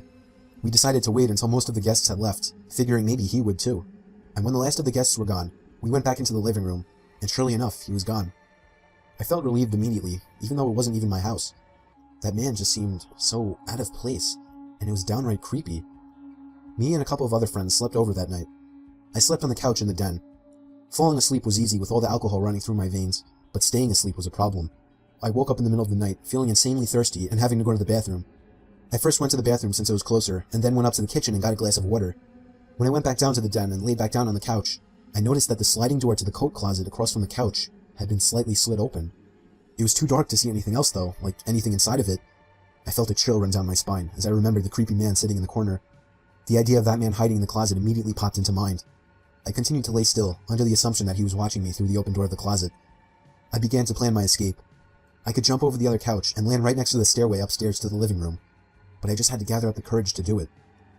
Then I saw the closet door slide open a little more, and that's when I got the courage to run for it. I jumped over the couch and ran up the stairs. I could hear the closet door fully slide open and somebody running after me. I screamed at my friends who were on the couches to wake up. All three of my friends that were in the living room woke up and looked at me as if I were crazy. I knew that we now outnumbered him 4-1, so I looked at the stairs and waited, but he never came up. My friends demanded an explanation, so I told them that the creepy man from earlier was hiding in the coat closet, and he almost chased me up the stairs. Just then, we heard the back door from down in the den open up, and we all looked at each other. We called the cops, but the man was never found. He simply left through the back door. When I was going to college in North Carolina, I started working at a local TJ Maxx store for some extra cash. Since I was in class during the day, I usually worked the later shifts. One night I was walking to my car. I think it was about 11 or 11:30. As a safety protocol, all of the employees left together, and the security guard would watch from the sidewalk to make sure we all got to our cars all right. I was approaching my car when I heard a car pull up behind me. I turned around and there was a woman with her teenage daughter in the passenger seat. She rolled the window down and started giving me a story about how they just came into town to visit family and that they're out of gas and have no money, and then asked if they could borrow a few dollars. I told them the truth, which was that I had no cash on me. I never carry cash. So she just looked at me and asked very hurriedly if I would get into the car with them, go to the gas station, and buy them about $10 worth of gas. I mean, obviously I said no, and she asked a few more times. It wasn't until I had said no that I noticed the daughter in the passenger seat had been staring at me the whole time, and she was licking her lips and wringing her fingers. At that point, I bolted back to the store where the security guard was, because they had pulled up behind my car, so I would have been stuck there. I told him what had happened. He started walking to their car, and they sped away. Working the night shift always sucked. I work in an office building and would constantly do the night shifts since it was the only time it would work out for me. I was just about always the only person on the floor I worked on, possibly in the whole building. There would always be a kind of eerie feeling to being in such a big building with most of the lights out and absolutely no one around. But on the upside, it was peaceful and less stressful, and I was able to get a lot of work done. There was this one night though. It was a Friday night, around 2 in the morning. I was typing away on my keyboard when I heard a noise from outside my cubicle. It sounded like just a random crack from the walls or something. It's unusual in this building, but I didn't get too concerned about it. I resumed typing away and was once again interrupted by a sound. This time, the sound of a computer starting up. It caught me off guard. I was sure nobody else was working the night shift. I stood up on my chair to get a view over the cubicle walls. The glare of a computer screen in the dark was visible in a cubicle on the opposite side of the room. Then I did something stupid, something I regret. I asked if there was anybody there in a yell, hoping to get an answer from a fellow employee. But instead, I saw the glaring light of the computer monitor across the room turn off, and there was once again nothing but darkness on that side of the room. I started getting nervous. I turned off the lamp and computer screen so that I wouldn't give away my position to whoever that was. I crouched down and tiptoed out across to a nearby cubicle. There was just utter silence. I sat waiting for something to happen for God knows how long, but I eventually decided the coast was clear. I tiptoed down past all the cubicles until I reached the opening near the exit door to the stairs and elevators, and that's when I realized that my fearful suspicion was true. There was a man crouched down behind a plant in the corner of the room, dressed in all black. I felt my heart sink as I noticed him, but it didn't seem like he knew that I noticed him. I turned back to the stairway door. There was no way I was going to wait for the elevator and take a chance. I casually opened the door and closed it behind me, proceeding to walk down the stairs. After making it down about 2 flights of stairs, I heard the door above me push open aggressively, followed by manic echoing footsteps coming fast down the stairs. I raced down the stairs, running as fast as I could, all while the footsteps above me were getting louder.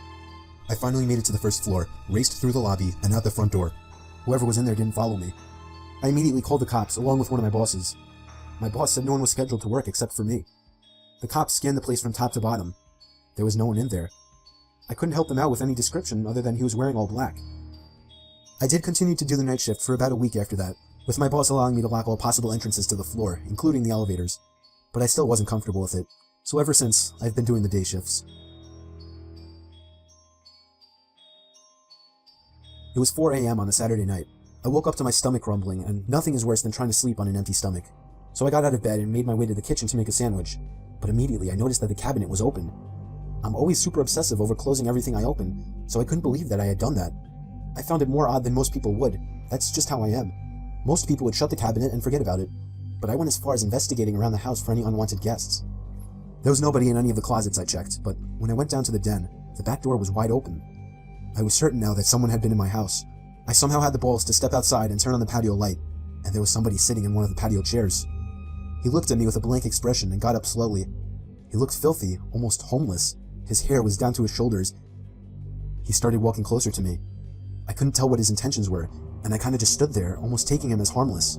But he suddenly lunged at me, and I barely had time to shut the door and lock it. We stared each other down for 10 seconds through the glass, until I finally realized I should be taking that time to call the cops. I ran to the kitchen to get the phone, and as I was dialing, I noticed when I got back that he was already gone. I still called the cops, but nothing was ever found of the man.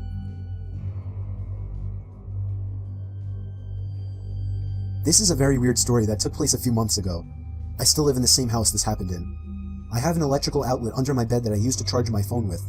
I leave my phone up on the ledge above my bed every night, usually using it as an alarm. However, something strange started happening on a Monday night in February. I woke up to my alarm clock blasting. Only it was still dark out. I looked at my actual alarm clock sitting on my desk. It was 4 in the morning. I wasn't sure if I'd accidentally set a new alarm. The alarm was titled Down. I unset it and went back to sleep, not overthinking it. The next night, I woke up again to the sound of my phone's alarm clock blasting. I saw that the time was 3 in the morning, and the alarm clock title was set to Beneath. No way had I set that alarm. I would remember something like that. I figured my brother was playing a joke on me somehow. The next morning, I told my dad to tell him to stop messing with my alarm clock, that it's interrupting my actual sleep on school nights. But he swore on his life that he had never touched it, and I kinda believed him. That night, I put a password on my phone and wrote it on a sticky note just for safekeeping. I hid the sticky note on the wall behind my bed and made sure no extra alarms were set. The only one was set for 8 a.m. I fell asleep, but once again, I woke up to the blasting alarm clock in total darkness. 2 a.m. The alarm was titled The. I was a little freaked out now. Something was really wrong with my phone. I was sure someone was hacking into it. The next day, I left it off for the whole day in hopes that whoever was messing with it would forget about it. And that night, I used my actual alarm clock on my desk as an alarm instead. I set it to 8 a.m. and went to sleep, but when I woke up, there was once again no sunlight. My alarm clock was off, so I couldn't see the time. It was my phone. It had been moved to the ledge, but the alarm clock sound wasn't the usual marimba. It was some kind of distorted screaming sound.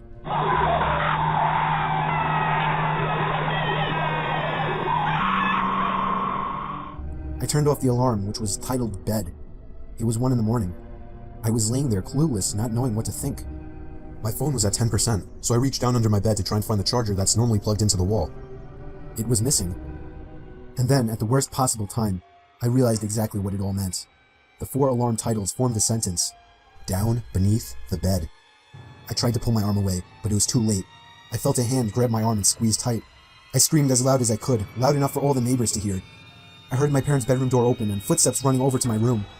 My door opened and my dad barged in with a baseball bat. He saw that I was being pulled down to the edge of my bed. My dad reached under my bed and grabbed a hold of the man hiding under. He knocked him out with the bat and called the cops. The man clearly didn't plan that out, as he basically trapped himself under my bed. Police told us that he was a registered sex offender who had been arrested 10 times. He's extremely messed up in the head, and clearly gains pleasure from messing with and scaring his victims. It scares me the most that he was in our house, and under my bed, for 4 days. The most horrifying experience that ever happened to me didn't even directly happen to me. I have a friend that I'll call Ty. We would hang out or at least text every day, but there was this one day that he didn't respond to any of my texts or calls. I went over to his house, which was a block away, to see if he was alright. I knocked and rang, but he didn't answer, which was weird because his car was there. I got the feeling he wanted to be left alone, but late that night, I got a FaceTime request from an unknown number. I cautiously answered it with the camera aimed away from my face. A face popped up on the screen, and it was Ty. I felt so relieved and showed my face. When I got a little better look at his face, I noticed he looked different, like a lot more tired and, I don't know, paranoid, I guess. And he was also in an unfamiliar room. I asked him where he was and why he wasn't answering, to which he responded that he was fine and he was at home. I asked him whose phone he was using, and he just took a long pause before answering. He just blankly stared at the camera until finally answering that he was using his uncle's phone. That was really weird, but before I could question him further, he all of a sudden demands that I lend him $10,000 and that he'll pay me back. I can't help but laugh at this until I see that he's serious. More than just serious. His facial expression filled with what looked like worry. I asked him why the hell he needed so much money, and there was once again a huge pause, with him just staring into the camera. He finally says he has to go, and with that, the call ended. It was probably one of the weirdest and most unnerving experiences of my life. I had never seen him act so weird. Something was clearly wrong with him. But it was late, and I figured I would just go over to his house tomorrow and talk with him. The next day, first thing in the morning, I went straight over to his house and rang the doorbell about 10 times. He didn't answer. I eventually gave it up as a lost cause. If he wanted to act sketchy, that was his problem. But late that night, around the same time, I received another FaceTime call from another unknown number. I answered it, and it was again Ty. But this time, he looked like shit. His hair was a mess. He had a cut on his forehead. He had bags under his eyes. I didn't understand what the hell was wrong with him. He wouldn't tell me anything. He just kept demanding $10,000 to be paid to some random address, to which I kept telling him no. And then he said something that still haunts me. He said in a shaky, nervous voice, "Come on, don't point a gun at my back." It hit me like a bullet as he said this, accompanied with an ever so slightly twitch of his left eye, to which I interpreted as a wink. But then, the call ended abruptly, and I can only imagine what was going to happen to him. By some miracle, I remembered the address and sent the cops there right away. It was an old abandoned house on a basically deserted block miles away from my house. They found Ty in the basement, beaten senseless and barely alive, but they got to him just in time. The sicko that did this to him was already long gone. Ty doesn't like to talk about it, but the most he told me was that he was walking home before everything went black, and he woke up in a dark basement.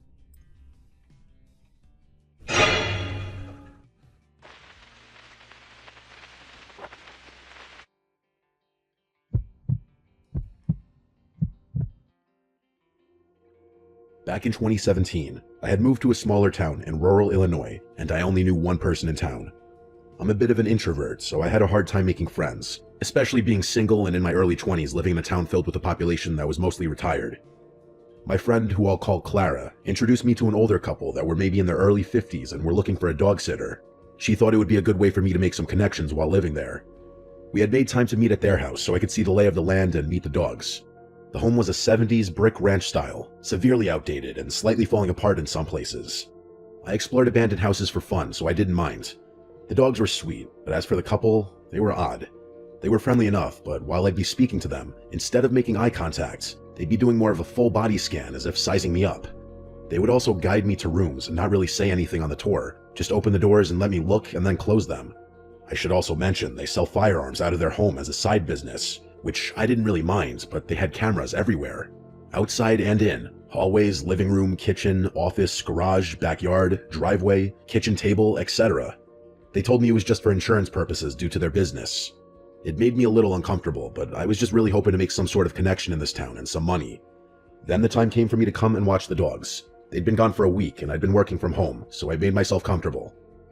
I set up my workspace in their office, which had a monitor that had cameras outside displayed so I could see all around the house, which was kind of nice because I felt a little at ease being alone on a decent-sized property in the middle of nowhere. I should also note, the dogs had a doggy door so they could go outside 24/7, and the house backed up to the woods. First night was fine. Second night, I noticed one of the cameras went offline that watched the driveway. I didn't think much of it, as Wi-Fi out in rural areas is finicky, but I still went and checked just in case maybe the camera fell or something. As I walked to the door, I heard the dogs get off the ground and scramble frantically to run out the doggy door and start barking like crazy. Mind you, it's about 10 at night, so I got freaked out and wanted to get the dogs to come back inside. So I made my way to the back door, and noticed the dogs were both barking like crazy at the same spot at the part of the fence that backs up to the woods. I didn't see anything, but I'd seen enough horror movies to where I was starting to psych myself out and I had to find a way to calm down and get the dogs in. So treats it was. I got them back in and blocked off the doggy door with a chair that weighed a decent amount and called it a night. Next morning, I woke up late and threw myself off, and had to start working before I could feed the dogs. But then I noticed they weren't at the front of the bed anymore. The house was quiet. I got up and called their names, and they didn't respond. So I walked to the back door, and they were in the yard just doing their thing. Then it hit me. How did they get outside when I blocked the door? My heart sank, and I felt all the blood rush from my head as I turned to my right to see the chair that I had pushed in front of the doggy door now was sitting in the corner of the room.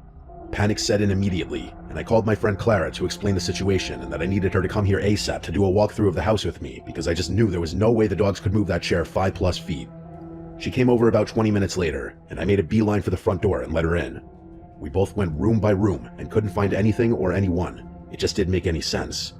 She tried to reassure me that maybe I didn't have it pushed over as much as I thought I did. I figured I'd just accept it for what it was and just push through on overly high alert for the next 4 days. Clara left and I went back to work. The day was fine and quiet, and I began to relax again. I finished making dinner and decided to get some work done. I sat down in the office and just happened to turn to look at the monitor with the camera views on it and noticed all of them were offline. My stomach dropped. I knew one going out was possible, but all 4? That was just too coincidental. Due to the nature of the business the couple ran, I texted them to let them know their cameras were down, and if they wanted me to try and troubleshoot it for them, I'd be happy to. Also because I didn't like not having eyes on the outside of this place. A couple hours went by and no response. They're on vacation after all, so I just figured I'd have to let it go and suck it up until they get back to me.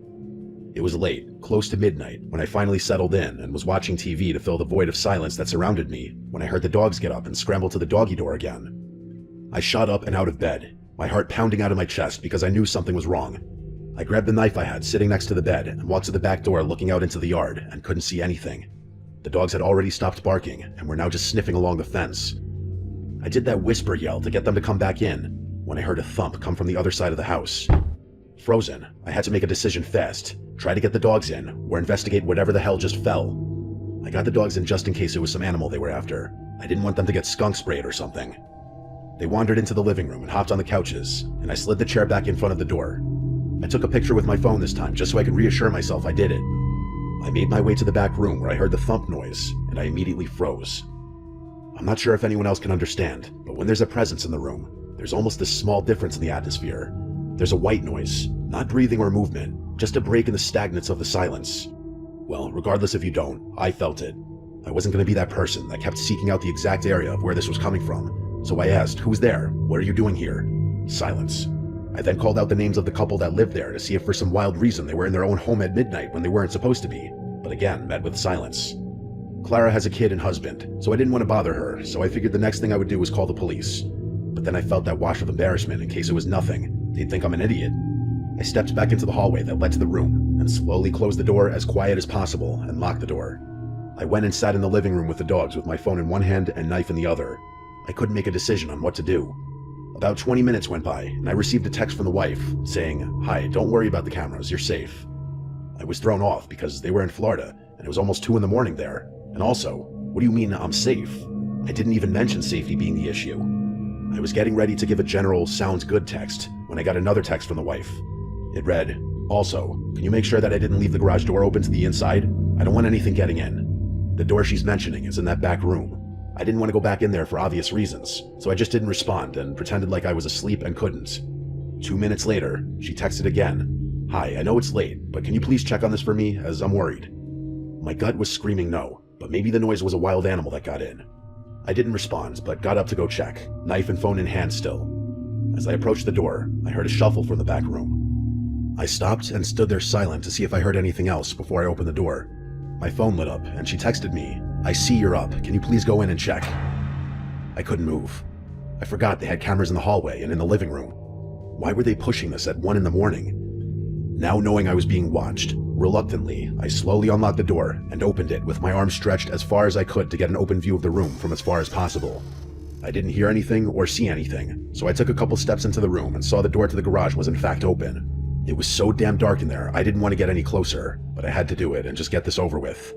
I approached the door, and a light appeared from my phone as I had gotten a notification, and the faint light from my phone lit a portion of the garage doorway I was about 2 steps from, when I noticed the outline of an arm pressed against the wall right next to the door. Fight or flight kicked in immediately. I turned and ran back through the doorway and slammed the door to the back room shut and locked it. I grabbed my keys off the kitchen counter and ran out the front door. I fumbled with the keys as I was shaking and panting, and I got the door unlocked when I noticed the garage door was opening and halfway up. I started my car, and as the headlights lit up the now open garage, I saw in the back corner a grown man in a jacket squatting behind a box right next to the door I was going to close. I didn't waste time and floored it in reverse down the driveway and drove immediately to the police station. I was crying and explained what happened, and they said they'd send a unit to check out the house. I sat in my car at the police station texting the wife about what just happened, seeing as they had access to the cameras and could maybe see if someone was in there. No response. About a half hour later, the police officer came back to the station and let me know the garage door was open, but the house was clear and there was no signs of a break-in. They even checked around the perimeter of the yard and nothing was out of the ordinary. They knew I was scared out of my mind, so they offered to follow me back and do another check with me there. After it was done and I saw with my own eyes no one was there, they left. I couldn't sleep. It was going on almost 3 or 4 in the morning at this point, so I just laid on the couch by the dogs, wide awake, gripping the kitchen knife. About 20 minutes after the officer left, I got a text from the wife. "Hi, plans changed. We'll be home soon. You can go home now." The complete disregard for the situation that just unfolded that I texted her about. The letting me know you're coming home 4 days early and didn't mention it, and will be here just hours after all of this? I didn't dwell on the moment. I grabbed my stuff and left. Their home is on a rural road, but only about a quarter mile from the main street. As I got halfway to the stop sign and looked in my rearview mirror, I saw a car with no headlights on pull into their driveway. I texted the wife and said, "Someone just pulled into your driveway," as I was leaving. Almost instantly, I got a text back that read, "I know." Chills ran down my spine. They were setting me up. They'd been in the area that whole time. The dogs barking in the middle of the night were probably alerting me that they had been driving on the path behind the house. They shut the cameras off so I couldn't see their creeping movements on the property while I was right there inside, oblivious. I never heard from them again.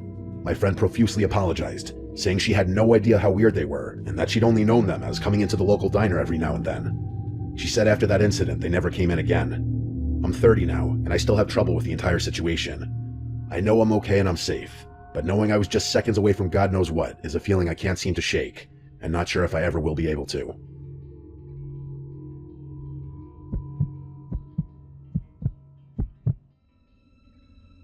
I work as a bartender at a bar and restaurant in a suburb just outside Baltimore. I'll do my best to explain the layout so the story makes sense. It's a busy place with a unique setup. There are no waiters, just bartenders like me and the cooks in the back. If you want to find food or non-alcoholic drinks, you have to order them at the bar, and when everything's ready, you grab it from the counter. I'm not sure why things are done that way, but I guess it had something to do with management being cheap and trying to avoid hiring waiters. Either way, it keeps things fast-paced, which I actually like. For whatever reason, the place is really popular, even though I personally don't think it's anything super special. The atmosphere is lively most nights, with great music, a buzzing crowd, and a standing area near the DJ booth where people gather to dance and chat. The constant flow of customers and the high-energy vibe make the job fly by. I love meeting and talking to new people, so the gig is perfect for me. I would probably lose my mind if I had to wait long periods of time between serving guests, but that's just me. I bet some people are the opposite. That particular night started off like any other. It was a weekend, so things were going to be super busy. I was ready. After a certain time, the bar started filling up with people. It looked like more of a younger college crowd that night, which meant more dancing, more spilling, and a rowdier environment in general. Oh yeah, and worse tips, which kind of sucked for me. This one group of kids just kept on ordering round after round of tequila shots faster than I could line up the salt and limes. It's always chaos when they take over the bar. One of them was so plastered he used the same pickup line on me like 3 times. I was running around doing my thing when I noticed an elderly couple walk in and sit down at the booth in the corner of the restaurant. At first glance, there was nothing strange about them. I just thought it was interesting that 2 people that age would want to come into a rowdy place like this. I didn't have too much time to think about it though, so I went back to work. Fast forward maybe 30 minutes to an hour. I was halfway through pouring a line of gin and tonics when I noticed the couple again. My hands kept working, muscle memory taking over, but my brain was stuck on them for some reason. That's when it hit me. They were just sitting there motionlessly. They hadn't ordered anything either. No food and definitely not any drinks, I would have remembered. I looked a little closer and realized that they weren't even looking at each other. They were both fixated at the wall next to them. From what I could tell, it didn't look like they were talking either. It was the strangest thing. I was beyond curious, but the bar was slammed, and I had too much to do to spend time wondering about it. I figured they might be waiting for someone, or didn't realize how the place worked. Maybe they were waiting for a waiter to take their order. When I finally had a break, I decided to check on them myself. I walked over to the table and put on my most polite smile. As I approached, neither of them turned to face me. They were both still staring at the wall like statues. I cleared my throat and asked them if they wanted anything to eat or drink. The woman didn't even flinch. She kept staring at the wall like I hadn't spoken at all. The man turned his head slowly, like he was moving in slow motion. When his face came into view, I felt a chill run through me. His skin was pale and wrinkled, and his eyes were almost sunken into his face completely. He didn't speak, just stared at me and shook his head once, firmly but silently. Something about the way he looked at me made my stomach twist. I muttered something in response and quickly returned to the bar. I had the weirdest feeling in my gut after that. Those people looked like they didn't even belong in this century, let alone this bar. I didn't look over at that booth for a long time. Eventually, things started to die down a little, and I remembered the couple. I glanced over impulsively, and I nearly dropped the glass I was holding. Both of them were staring directly at me now. I made direct eye contact with the woman, but she never averted her gaze. I don't think I'd ever been more uncomfortable at my job than I was in that moment. I looked away and pretended to be busy, trying not to freak out completely. By the time I glanced back again, the booth was empty. I was relieved. I was just glad that they were gone, as mean as that sounds. By the end of the night, I was still thinking about the whole thing. As I wiped down the bar and closed up with my coworker Karen, I decided to ask her if she saw anything strange. She's, I guess, what you would call a vet. She's been working there for years and prides herself on noticing everything and everyone that comes through the doors. When I asked her about the couple, she gave me a confused look and said she didn't know what I was talking about. I looked at her blankly and told her I was talking about the elderly couple that was sitting in the corner booth. She shook her head and told me she didn't remember seeing anyone like that. She then jokingly asked me if I was hallucinating, which got a playful laugh out of me, but on the inside though, I was losing it. I knew what I had seen. I asked her if she was sure, and she crossed her arms before listing at least 10 random people who had ordered food that night and what they were wearing. I laughed again and complimented her memory, but like I said before, I was dying on the inside. By the time we locked up, I started doubting myself. As I walked to my car, I noticed something that made me nearly drop my keys in fear. Across the street, there were 2 dark figures standing under a lone streetlight. I knew it was them. I wanted to scream, but the sound wouldn't come. I didn't wait another second. I jumped into my car, locked the doors, and sped out of the lot without another look. The drive home was awful. I was trying not to break down the whole time. I just kept repeating, "Oh my God," over and over. I had so many questions. Had Karen somehow missed them? Were those people even real? Was I going insane? I couldn't explain it. I thought I was going crazy. I wish this story had a resolved ending, but it doesn't. I never saw those people again. I never got any kind of explanation. I don't think I ever will.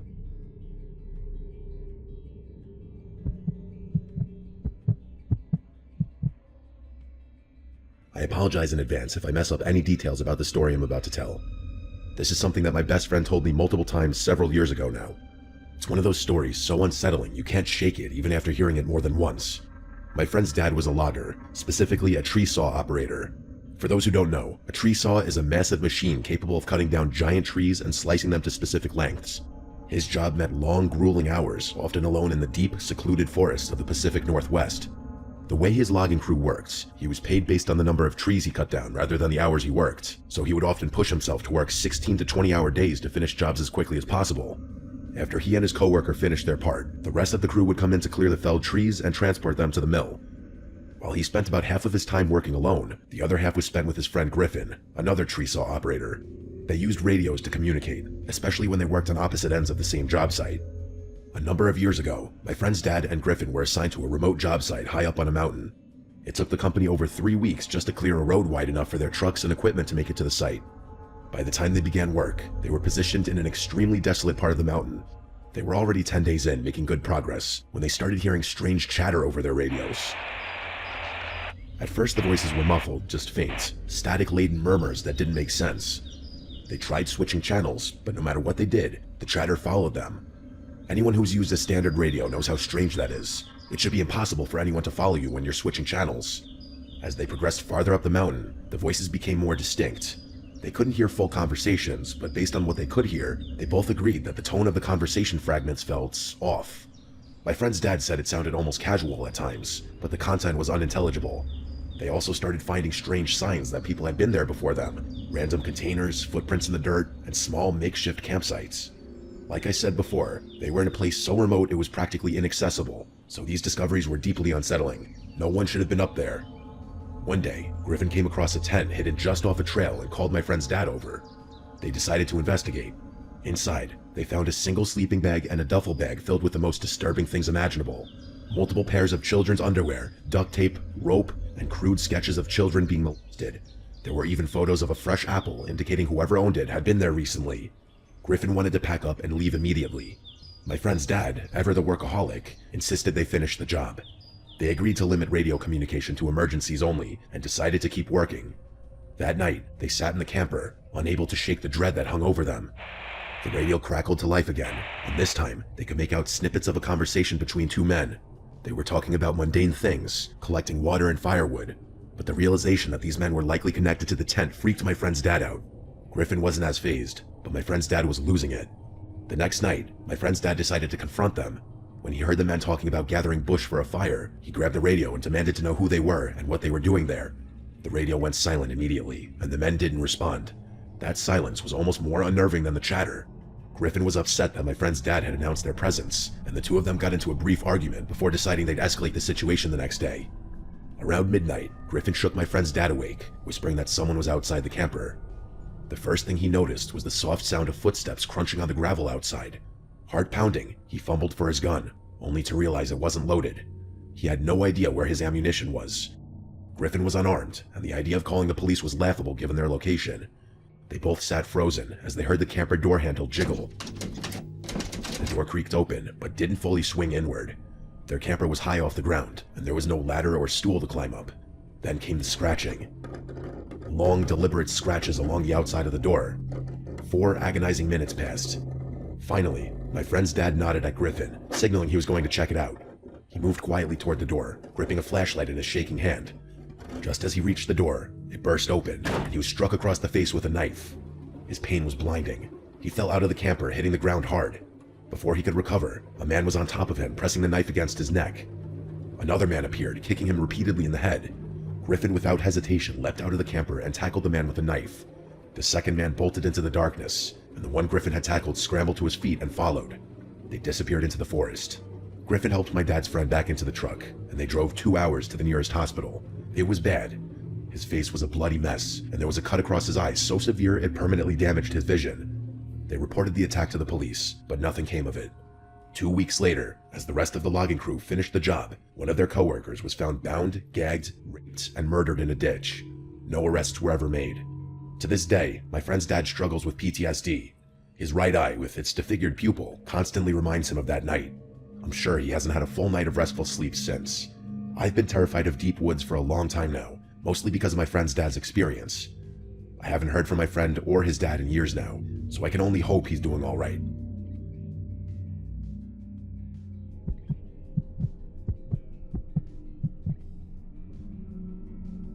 This happened last summer. I was 20 years old. My name is Kevin. My friend James comes from a very wealthy family. His dad is like an IP lawyer who contracts with the US government or something. They've got a bunch of properties all over the country, and a handful of international ones too. That's the kind of wealth I'm talking about. One of their houses is on a relatively large but overall pretty secluded lake. The lake itself isn't so big that you can't see the houses on the other side of it, but it would be a workout and a half swimming across the whole thing. James' parents were never around, so he pretty much had unlimited access to that house, and he often invited friends over, with permission of course. There's something about being out on the lake that makes you feel invincible. It's a different feeling than the beach for sure. I'm not really sure how to explain it, but there's more of an exclusive vibe to it. Hopefully I can be successful enough to afford one day. Like I said, the lake itself is pretty secluded. Big fancy houses line the perimeter, but most of them would usually sit dark and empty. A lot of them were vacation homes for people who barely even used them. It's honestly kind of a shame thinking about it. There are upsides to that though. James would throw the craziest parties there because there were usually no neighbors to call the police. This night was different though. It was just the two of us, having a more chill night. I won't get into it, but I had just broken up with my girlfriend of 3 years and I was in dire need of some bro time. We were having a few beers out on the dock when I noticed a light flicking across the lake. I can't remember exactly what time it was. At first, I thought it was just the sun perfectly reflecting off something into my eye, but even when I moved my head to the side, I could still see it. It was flashing like someone was turning a light on and off repeatedly. I told James, and the two of us became fixed on it, trying to figure out what it could be. At some point, we realized the flashing wasn't random. It was following a pattern. 3 short bursts, followed by 3 longer ones, followed by 3 short ones. I guess I'm dumb for not knowing this, but James snapped his fingers and said it was Morse code. I looked at him like he was crazy, and asked him when in the world he had learned Morse code. He told me he didn't actually know it, but he knew what 3 short, 3 long, 3 short meant. SOS.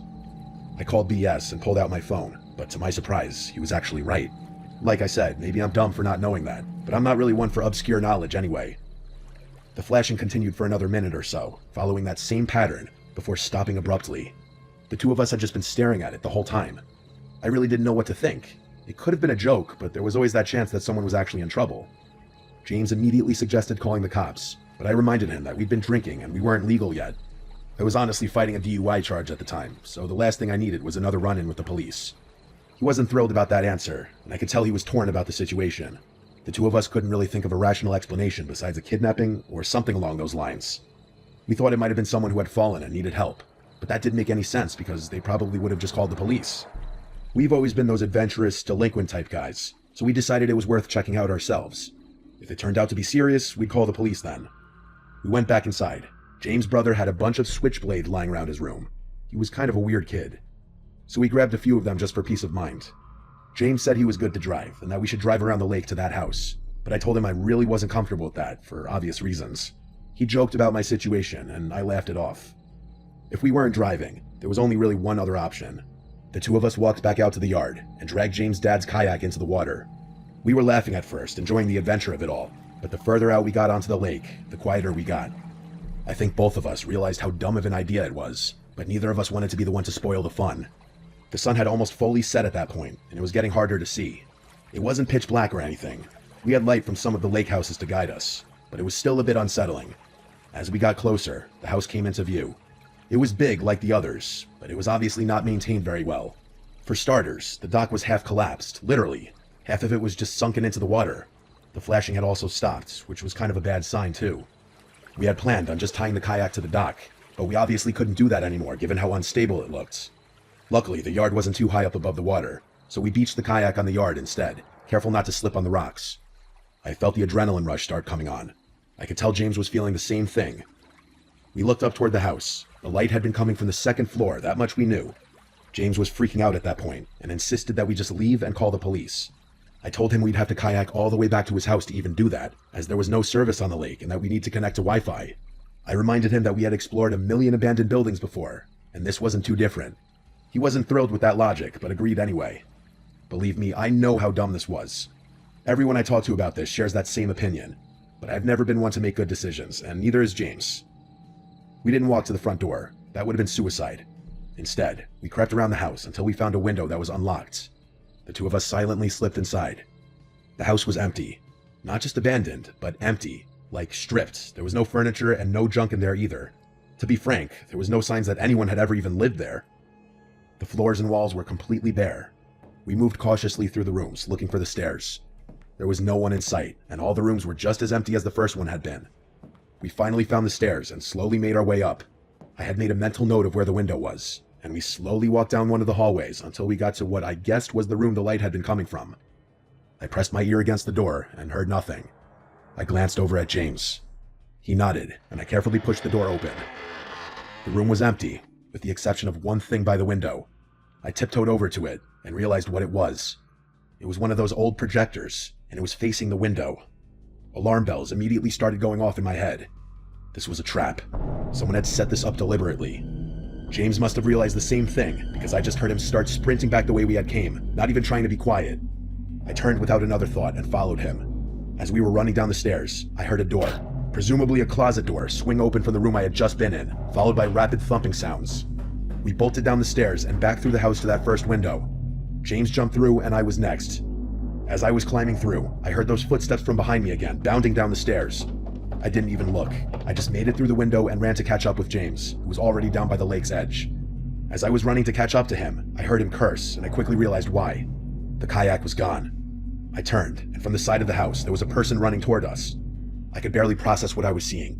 He was fast. I couldn't get a good look at him, but he was big, definitely an adult. I pulled out my switchblade, ready to defend myself. I expected James to do the same, but instead, he turned and jumped straight into the lake. Sneakers, hoodie, everything. I didn't even think, I just followed. The water was freezing, but I didn't care. I swam as fast as I could, trying to fight the burning sensation in my arms and legs. We swam toward the light from James' house, which looked like it was miles away. The swim felt endless, but on pure adrenaline, we made it. By the time we dragged ourselves onto James' dock, I thought I had hypothermia. I don't think I've ever been that cold in my life. We ran straight inside, locked every door, and called the police. It took them almost an hour to show up. It was honestly kind of outrageous. When they finally did, they went straight across the lake to investigate. They were over there for a while, but when they came back, they told us exactly what I expected to hear, that there was no one. They confirmed this house had been abandoned for years. No signs of recent occupancy, no footprints, no gear, no personal belongings, nothing. Just an empty house. They weren't happy with us. They gave us the whole "why didn't you call first" speech. James's parents were even more pissed when they found out. Let's just say I wasn't invited back to the lake house after that. James told me his parents were threatening to sue the town for allowing something like that to happen, and the police for refusing to investigate further. As for me, I still don't know what happened that night. I don't know who was in that house, or why they set that trap, or what they planned to do if we hadn't run. I don't think I want to. Most of my friends agree that it was a trap, and think that whoever was planning the whole thing got cold feet until the last minute. I really don't want to think about what would have happened if they had gone through with whatever they were planning on doing.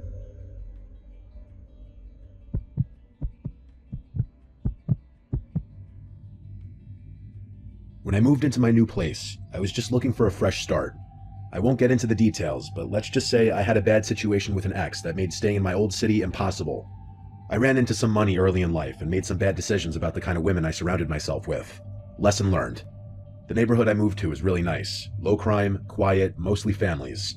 The houses here are really spaced out, which was partially what drew me there. But for some reason, the property next to mine is much closer in proximity than most of the other properties are to each other. And by the way, that house next door is huge. When I first saw it, I thought I could easily fit a family of 10.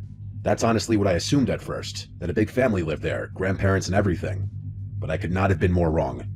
Even though I try to be low-key, I wasn't going to be a rude neighbor. I took it upon myself to introduce myself to everyone in the neighborhood. For whatever reason, I decided to introduce myself to my next-door neighbors last. I couldn't tell you why. Everyone else I met seemed really sweet and genuine. I'd say 90% of them were parents of young children. And yes, they were all slightly intimidating, purely based on how successful they seemed to be. I wasn't too sure how a younger guy like myself would easily blend into a community like that, but that was more of a personal concern. When I got around to meeting my next-door neighbor, my social battery was mostly drained from having spent the day making small talk with strangers. I knew if I just went back home, I was never going to be as motivated to meet them, so I just sucked it up and walked up their driveway. I had gotten accustomed to being greeted by someone middle-aged, so when a young-looking dude in a mullet opened the door, I was a little taken aback. Hell, he looked even younger than me, which was definitely a shock. I recovered quickly and went ahead with my new-to-the-neighborhood spiel. As I went on, he flashed me this massive smile and actually cut me off before I could even finish talking. He said something along the lines of, "Oh wow, someone who was born in my decade, what a nice surprise." I laughed and told him the same thing, venting to him about how out of place I felt as a single guy in his late 20s among so many families with kids. He told me not to worry about that and that most of the people who lived here kept to themselves, which was kind of a relief for me. He introduced himself as Damon and told me I should come by for a drink sometime. I shrugged my shoulders and said, hell, why not right now? To which I expected him to laugh and invite me in. Instead though, he looked over his shoulder like he was scanning his living room, and then he turned back to me, saying he wished he could, but he was busy working. I asked him what he did for work, because it just seems like a normal follow-up question to what he said, and he dropped his smile a bit. After a weird stare, he laughed and just said, finance, but didn't elaborate any more than that, which I thought was a bit strange. I told him fair enough, and asked if he had any roommates. To my surprise, he told me he lived there alone, which was absolutely insane to me given how big the house was. We chit-chatted for a few more minutes, and he gave me his number before going back inside. I was excited that someone my age lived here, especially because he seemed like a really chill guy, but I couldn't get over how odd it was for someone like that to live all alone. And yeah, I know I was essentially doing the same thing, but you have to keep in mind my house wasn't even half the size of his. Anyway, I went back home and got on with my life. That was about 6 months ago. For a few weeks after that, nothing eventful really happened. I texted Damon a few days after he gave me his number to try and set something up, but he'd always complain about how busy he was and how sorry he was that we couldn't hang out. Eventually, I gave up with him. Not in a hostile way, just in a you do you kind of way. I'm definitely not the type of person to bend over backwards for someone who seems disinterested. I never saw anyone coming or going from Damon's place. No visitors, no parties, no girls, nothing. He never even got takeout delivered, which was strange to me because his car was always in the driveway. I genuinely didn't know what he ate because I literally never saw him leave the house. The guy lived like a ghost. I work from home, and the office in my house is on the 3rd floor, which overlooks Damon's property, if you're wondering how I knew so much about his living habits. I know it sounds obsessive and a little creepy, but his house was also just a glance away from my monitor, so I couldn't help but look over from time to time. One night, it was a Wednesday night, I remember that distinctly, I woke up around 2 a.m. to the sound of loud music. I sleep with my windows open, so that's probably how I woke up so easily. At first, I thought I was imagining it, or it was part of a really vivid dream I was having, but I was wrong. I got out of bed and peeked out my window, and there they were, 7 or so cars lined up in Damon's driveway. There was no mistaking it, he was having a party. Now don't get me wrong, I'm not the type to complain about some noise. I've been to my fair share of house parties, but it was the middle of the week and the volume was insane. I figured I'd just go over, knock, and ask him to turn it down. I threw on a hoodie and walked over. It was a full-blown party, that much was clear from outside. I knocked on the door, but no one answered. I pulled out my phone to text Damon, but I decided against it, knowing he'd probably ignore me and give me some BS excuse the following morning. I knocked on the door again, harder this time. Still nothing. I reached for the handle, half expecting it to be locked, but to my surprise, the door swung open. Inside, the first thing I saw was a pile of shoes in the foyer, at least 10 pairs, but there was something off. There was literally no one in there. I moved further in, expecting to see people in the living room, maybe the kitchen, but it was completely empty. There weren't even any drinks left out. I could hear people over the music that was playing in the background though, which I didn't understand. But then I really listened to it, and everything hit me all at once. It wasn't even music really. It was a recording, a literal recording of people laughing, yelling, clinking glasses. The whole party was fake, all of it. But that didn't make sense to me. It still didn't explain the shoes or the cars. There were people in that house, that much was certain. I should have turned around right then, but I needed to know what was going on. I moved discreetly around the house until I saw a door that was slightly ajar. I gently pushed it open, and it led down to the basement. I'm not sure how I knew, but something told me what I was looking for was downstairs. It was dark down those stairs, with the exception of a very faint light coming from somewhere I couldn't see. There was no reason to go down there, I knew that, but I did it anyway. I got to the bottom of the stairs and looked around. The light was coming from another door somewhere deeper in the basement. I crept towards it, and as I got closer, I started to pick up on another noise I hadn't been able to hear earlier over the music. It sounded almost mechanical. It was this heavy, rhythmic grinding, like heavy machinery or a buzzsaw or something. I got a little closer, close enough to see through the crack. There were 3 people standing in there, looking across the room at something that was out of view. They were all older-looking guys, significantly older than Damon. They were wearing heavy-duty work clothes and had on these protective goggles and thick rubber gloves. I also realized they were wearing what looked like work boots, even though I had seen all those other shoes upstairs. Under different circumstances, I would have assumed that they were construction workers. I really wanted to see what they were looking at, but it was too far out of view. After a few seconds of me just standing there, I started to pick up on this awful bleach smell, or some kind of cleaning solution. That's what did it for me. I started to feel this awful pit in my stomach, like my life was in danger. I can't explain it. I turned to leave, trying to be as quiet as possible. As I was finding my way back to the stairs, the light from behind me suddenly dimmed, like someone had shut the door behind me. I didn't actually hear the door over the music, but I felt it. I sprinted up the stairs as fast as I could. I ran through the house and burst out the front door. I didn't run directly to my house. I jumped my own fence and made it to the backyard. I slipped in through my side door, locking it behind me. My chest was pounding, but under no circumstances could I let Damon or any of those other guys know it was me who had been snooping around. I gathered myself and went up to my office, making sure all the lights up there were off. I crouched down below the window and peeked over at Damon's house. There was no one there. But then, a few minutes later, the front door flew open and like 8 guys poured out, scanning the yard, the driveway, the street, but Damon wasn't with them. I could tell because everyone looked older, like those first guys I had seen. A few of them looked like they were arguing about something, but I couldn't make out what they were saying. One of the men actually shoved one of the other ones, and I thought they were about to start fighting in the street, but they didn't. Eventually, they all went back inside, and the music stopped soon after that. I stood at the window, trying to make sense of what had just happened. I thought about calling the cops, but what would I even say? The music wasn't playing anymore, and there was no real crime I could actually report. The thing I couldn't understand was how none of my other neighbors had a problem with the loud music, especially since most of them had children. I figured if they hadn't been able to hear it and I called the police, Damon would know it was me. And the shoes, I had no idea what that was about either. The people I had seen were all wearing boots. So did they bring extra pairs of shoes just to leave in the foyer? I had too many questions and I didn't know what to do, so I just went to bed. The next morning, I woke up and looked out my bedroom window. Every single car was gone, including Damon's. I went upstairs to try and get some work done, but I couldn't concentrate and found myself looking over at Damon's house every 5 seconds. After a few hours of his car not being there, I decided to go for a walk, partly to clear my head, but mostly to take some low-key glances through his windows. Nothing though. Days passed and Damon still didn't return, or his car didn't at least. I was baffled with every passing day. I still couldn't figure out how my other neighbors had been able to sleep through all the noises that night, so I just straight up asked them. I went to a few houses and asked them if they had heard the party he had a few nights ago. No one knew what I was talking about, even after I told them which house it was coming from and how late it was. I thought I was going crazy. That was a few months ago now. The crazy thing is Damon still hasn't returned, and it's clear no one is maintaining his house, as the grass is starting to get really long, and there's an untouched pile of packages leaning against his front door. I don't know what to make of this. It could be nothing, but I feel like no one would go to such lengths to disguise what they were doing with a fake party, unless it was something illegal. But would people going to such lengths really forget something as important as locking the front door?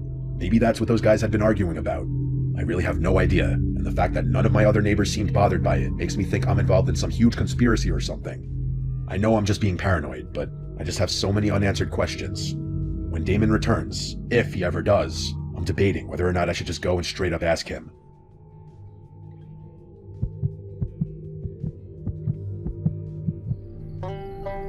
My name is Evan. I'm 28 years old. After my divorce, I moved to a small town named Chatham in Alabama, a Apart from my parents' house, I didn't really have anywhere else to go, so I came to live in my grandfather's old house. He passed away a few years ago and left the place to us. It's about 10 minutes outside town, sitting on 10 acres surrounded by woods. It's real quiet out there. I thought I'd enjoy that. The house is old, wood floors that creak, doors that stick, the kind of place that always feels a little cold no matter how high the thermostat is. But it was free, and I didn't have a better option. The first few nights were normal. I unpacked and cleaned. I spent the evening sitting on the porch with a beer. It was peaceful. No traffic, just the wind through the trees and the occasional owl. But then the noises started. The first time I heard it was on the 7th night. I had just gotten into bed around midnight. I was almost asleep when I heard whistling outside. It wasn't a song I recognized, just a slow, broken tune, off-key. It sounded like someone walking through the woods behind the house, whistling as they went. It creeped me out, but I figured it was some hunter or drunk neighbor. The next night, it happened again. Same time, same tune, but this time it sounded closer. I got out of bed and turned on the porch light, but I didn't see anyone. I went outside with a flashlight and checked around the yard. Nothing. No tracks, no sounds of someone running off. Just the whistling, fading deeper into the woods. I tried to ignore it. For a couple of nights, I just stayed in bed and tried to sleep through it, but every time, the whistling would start around 1:17 a.m. I know that sounds like a random number, but I swear it was always around 1:15 or 1:19, somewhere there. It was like clockwork. I started thinking maybe someone was messing with me on purpose, someone who knew I was out there alone. I called the sheriff's office a few days later. An old deputy, who I'll call Deputy H, came out. He'd been in the job a long time. When I told him what was happening, he got real quiet. He said word for word, "Your granddaddy used to call us about the same thing. Said someone was whistling around the property late at night, always in the spring. We never found anything. I figured he was just getting old, but now you're hearing it too." That shook me. I had no idea my grandfather dealt with this. Deputy H told me to keep the doors locked and stay inside after dark. I started doing that. Not like I wasn't already. I double-checked every window. One night I even put chairs under the doorknobs, but the whistling kept coming. Closer every night. One night I heard it behind the shed. It was louder than usual, like the person was standing right outside. I grabbed my flashlight and looked through the blinds. I didn't see anyone, but I didn't dare go outside.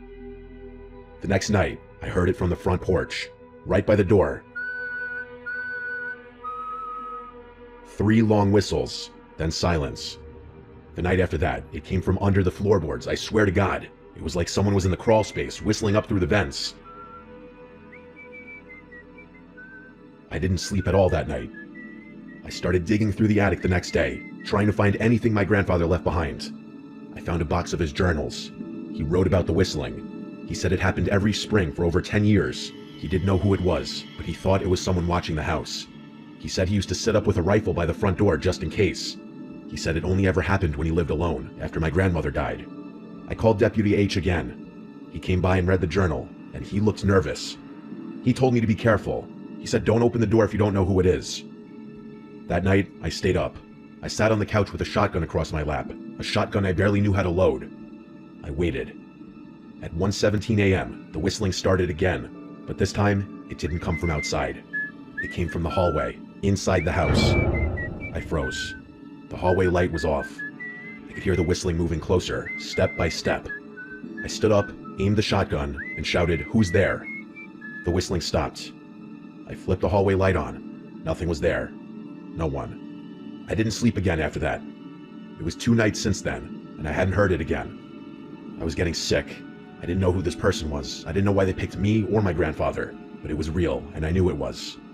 I don't believe in hallucinations to that degree, nor do I believe in anything paranormal. This was a real person. After that night, things went quiet for 2 days. No sounds, no movement, no sign of anything.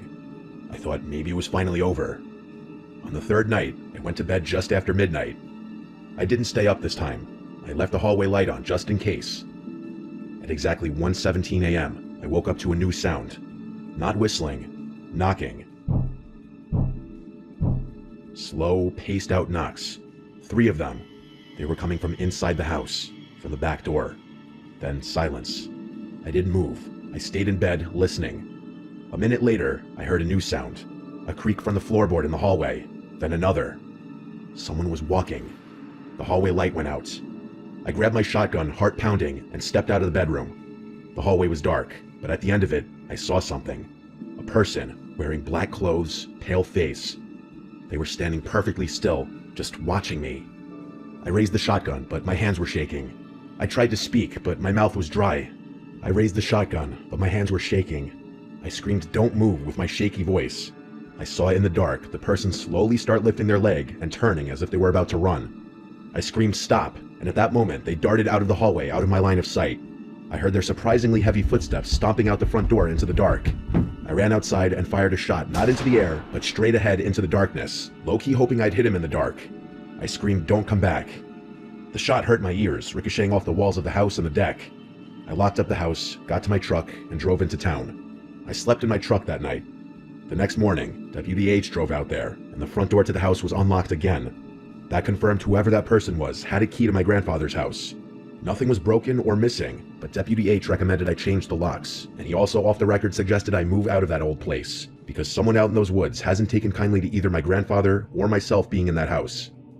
I drove out to the local home improvement store and switched the locks that day, that same hour. After that, I left that house to go to my parents' house out of state for a while. I left it to my dad to eventually sell that house. Anything of sentimental value we took out, and the rest was just left in there or sold. My father, of course, left out the fact that there's some creep who's been stalking the house for apparently decades now. How they potentially got a key, who they were, why my grandfather never said anything, I don't know. It all disturbs me deeply. I personally think it was some disturbed creep living in a nearby house. I eventually moved to a more urban area. This experience left me honestly too unsettled to live in a remote location.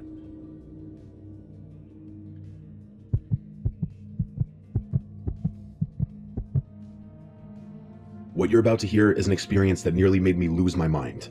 It's still something that I think about quite often, if I'm being honest, but I've been able to recover a bit in the months since it's happened.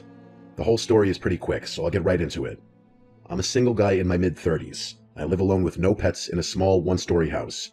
The house is really modest. 1 bedroom, 1 bathroom, a living room, kitchen, dining room, and a tiny garage. That's it. Life is fantastic. Because of my profession, I can work on my own time and don't have to answer to anyone, whether that be a girlfriend, a parent, or an employer. Freedom has always been an imperative part of my life, so I've done my best to maximize it wherever possible. I know a lot of people are different, and a lot of people might actually judge me for my quote, immature lifestyle, but everyone has different priorities and preferences, so as long as no one judges me, I won't judge them. The excess freedom is definitely tethered to its own set of drawbacks though. I've developed some bad habits that I'm sure some people would frown upon. One of them is my sleep schedule, which is god-awful. For some reason, I'm most productive at late hours of the night, so I often find myself staying up until dawn and sleeping into the afternoon. It's just how my body functions, and until I'm absolutely forced to, I don't see a reason to change anything. I was up really late one night. I'm talking past 3 a.m. late. I was sitting at my desk, getting some work done on my computer. I was in the zone, not even listening to music. Imagine yourself at peak hours. That's the kind of groove I was in. The room was dead silent, and I was alone with my thoughts, the sound of my keyboard, and my work. And then, bam, out of nowhere, the silence was interrupted by the sound of footsteps pounding down the hallway towards my bedroom, followed by 3 or 4 bangs on the bedroom door. Like deafening bangs, the type of bangs you'd expect the police trying to barge into a drug den would make. I shot up from my chair so fast I banged my knee on the desk and knocked my monitor over. I was just so shocked, it caught me completely off guard. Just imagine being in your own house at 3 a.m., alone, and complete silence just gets interrupted by banging on your door. It was, and still is, the most terrifying thing that has ever happened to me. Standing up was a pure reaction. I was completely frozen after that. I had my eyes fixated on the door, dreading the moment I knew was coming. The door bursting open and someone barging into my room. Me having to fight a complete stranger in pitch black darkness. But it never came. I didn't hear anything else, not even the sounds of footsteps retreating from the door. It was like I had imagined it, but I was 100% positive I hadn't. I don't know how long I stood there, but I physically could not force myself to move.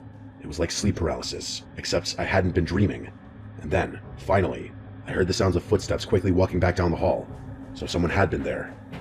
I don't know why, but hearing those footsteps again unlocked my brain. Without thinking, I grabbed an empty beer bottle off my desk, ran to the door, and started chasing after whoever had broken into my home. I didn't even try to be quiet. I screamed at the top of my lungs like a lunatic, hoping that would give me the extra adrenaline I needed. I ran through the entire house, screaming, but I never found anyone. My house isn't that big. There aren't many places someone could hide, but even after checking every room, there was no one there. All the doors and windows were locked too, which was even more confusing. My bout of confidence was completely drained after that, and I felt fear start flooding back in. I sprinted back to my room, locked the door, and called the police. In the time it took the police to arrive, I listened to my surroundings in complete silence, but never heard anything. When the police finally showed up, we searched the house together, but found nothing. One of the officers tried to convince me that whoever had been there had left, but I insisted that everything had been locked up. He told me I had probably overlooked something, and it took everything in me not to curse him out right there. I know for a fact that nothing had been unlocked, but that didn't explain how that person had gotten into and out of my house. Unless I had imagined it, but I know I didn't. For the next week, I was a psychological mess. My brain refused to accept that I had imagined something so vivid, and I couldn't conceive of a possible way that that person had gotten into and out of my house. I'm much better now, but there was a time where I had trouble sleeping, eating, working, everything. Even now, the only explanation I can think of is that I somehow didn't notice an unlocked window or door in my house. Still though, why anyone would crash through my house just to run away is a complete mystery to me.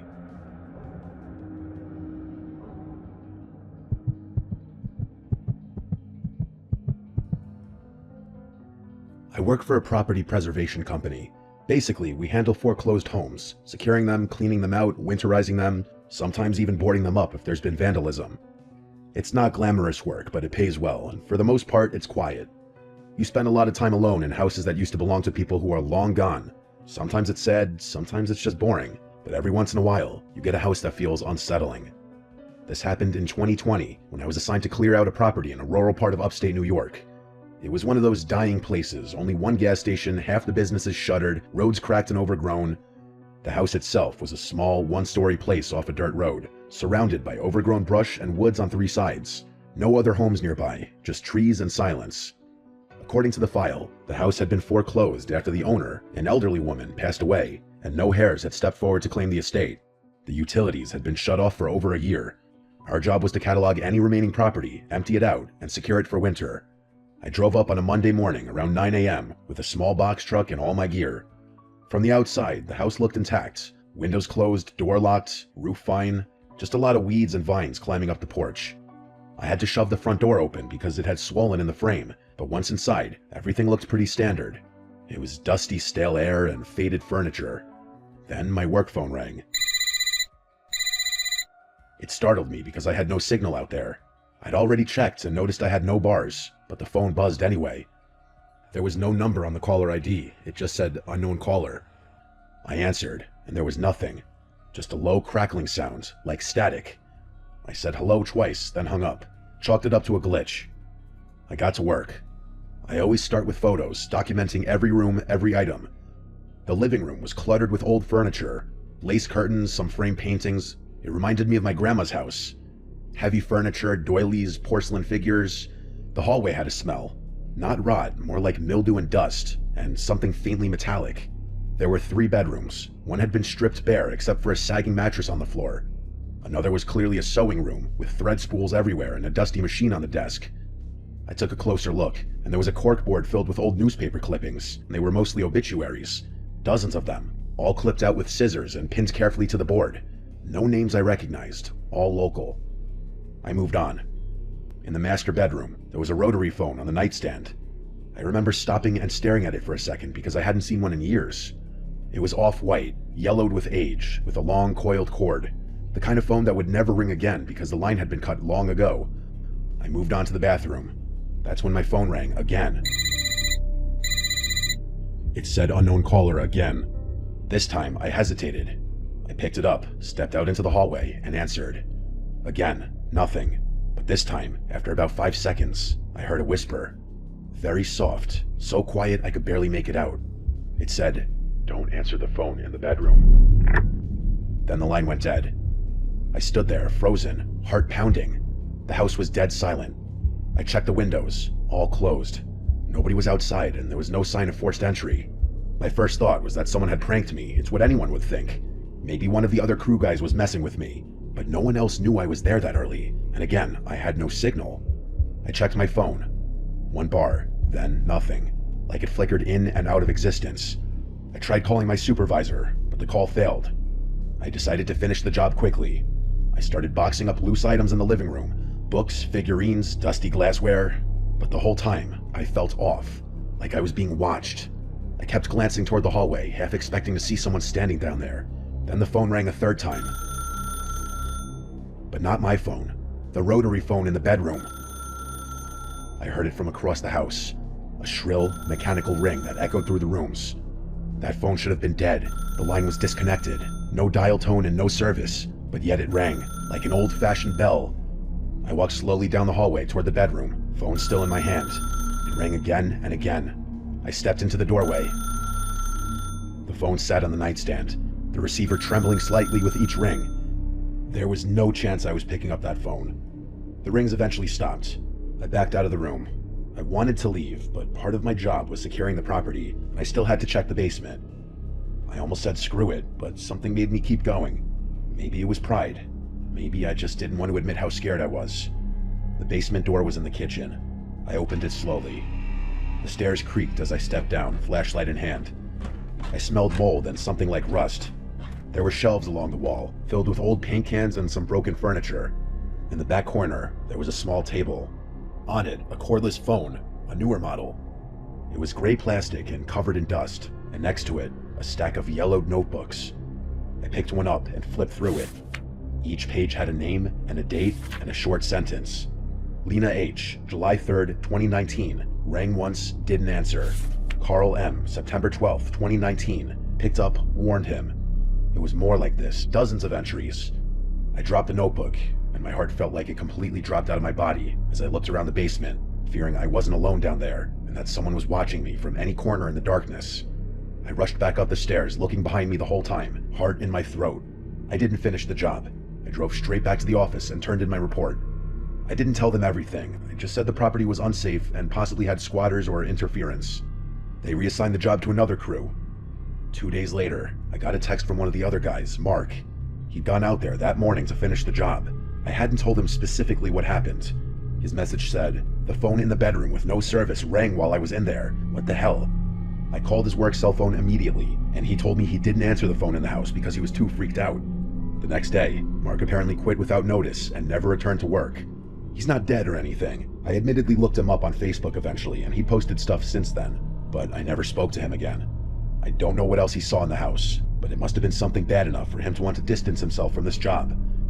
My boss did call the police to report the potential squatters after Mark quit, but they found nobody inside of the house.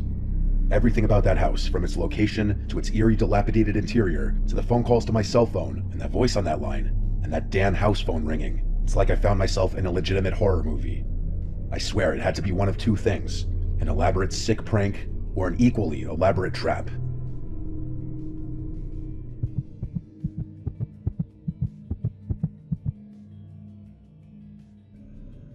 When I was 10 years old, my family moved into a bigger house because my mom had just gotten remarried and we needed more space.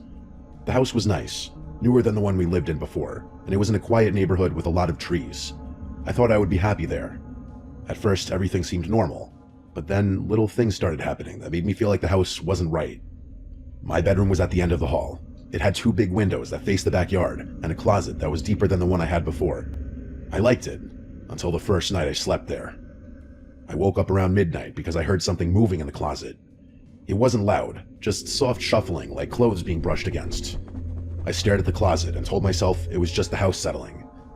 I know it sounds cliche, but most people, even as children, would assume small sounds coming from here and there in a house are just typical house noises that you hear every day. But then I saw the door move. It didn't swing open, but it shivered like someone had lightly pressed on it from the inside. I wanted to run to my mom's room, but I was frozen. I stayed that way until I fell back asleep, still staring at the closet. The next morning, the closet door was cracked open just a little, even though I had shut it tight. I asked my mom if she had gone in there, and she said no. She said maybe the air vents pushed it, but I knew it wasn't the air vents. The nights after that got worse. I started hearing tapping on the window glass. At first, I thought it was tree branches, but when I looked, there were no branches near the window. The tapping would go on for minutes, and when I pulled the blanket over my head, it would stop. I tried to ignore it until one night I finally peeked out. I saw a pale hand pressed against the window. It was on the outside, but the window was on the 2nd floor, way too high for anyone to reach without a ladder. The hand stayed there for a long time, just pressed, without moving. Then it slid down slowly and disappeared. I didn't sleep at all that night. I told my mom, and she started cracking up laughing when I told her. She didn't believe me for a second. When she saw that I wasn't just saying it as a prank or a joke, she leaned more into trying to convince me that I was probably in a half-asleep state and seeing things from my dream, but I knew that was a load of horseshit. My stepdad didn't believe me either. He said I was making it up for attention, and he also got a laugh out of it. But I started noticing he kept the hallway light on at night, so maybe he didn't feel as safe as he pretended. A month later, my little brother, who was 4, started talking about the White Lady. He would say she came into his room and sat on his bed. My mom thought it was just his imagination, but one night I heard him screaming. I ran in and saw him curled up under his blanket crying. When he finally calmed down, he said the White Lady had been standing by his door, just staring at him. He said her eyes were all black. I believed him because of what I had seen at my window. I started sleeping with the blanket over my head every night, but that didn't stop the dreams. I began to dream of the White Lady too. She would stand in the corner of my room and whisper my name. Her voice was dry, like leaves rubbing together. Sometimes I would wake up and still hear it, faint but definitely real. One night I woke up and saw her standing at the foot of my bed. She was taller than anyone I had ever seen. Her head almost touched the ceiling. She wore a long white dress that moved even though the air was still. Her hair was black and stringy, and her face was pale like chalk. Her eyes were like empty black holes. I tried to scream, but nothing came out. I shut my eyes, and when I opened them again, she was gone, but my closet door was wide open. After that, I couldn't go in my closet anymore. I begged my mom to let me sleep in her room, but she said I need to learn how to be brave. I think she didn't want to admit she was scared too. The worst night came during a storm, heavy rain and loud wind. I woke up to the sound of my window creaking. When I looked, the window was slowly sliding open, even though it was locked. I could see the lock turning by itself. The window opened all the way, and I saw the White Lady climb in. She didn't move like a person. She floated. Her feet never touched the floor. She drifted toward my bed and leaned down until her face was right in front of mine. I felt her cold breath on my skin. She whispered my name again, and this time I screamed as loud as I could. My mom and stepdad came running in, but when they turned on the light, the window was closed and locked, and no one else was there. They yelled at me for scaring everyone, but I could see in their faces that they were worried. The weird thing about that part of the story is that I don't vividly remember what happened between the moment I saw that lady floating towards me and my screaming. The best I can explain it is that I sort of blacked out for a moment before remembering screaming and having my parents rush into the room. My window was closed again, which would suggest to people that it was just a night terror. That's what my parents believed it was, I think. My mom started taking me to therapy for a while because they were worried about me. We lived in that house for 3 more years, and I never got used to it. My brother stopped talking about the White Lady, but I think it was because he was too scared, not because she stopped visiting. Sometimes I would hear him crying at night and saying, "Go away." I think he just also didn't want to be forced into going to therapy. Sometimes when it storms at night, I still get scared to even get up to go to the bathroom or get water. I'll glance over at corners of the room, making sure I don't see something tall lurking there. It goes to show how these kinds of things stick with you into adulthood. I'd be more open to believing it was simply night terrors if it weren't for the fact that I saw that hand on my window before my little brother even first mentioned the White Lady. I guess this is just one of those freakish experiences that cannot be explained.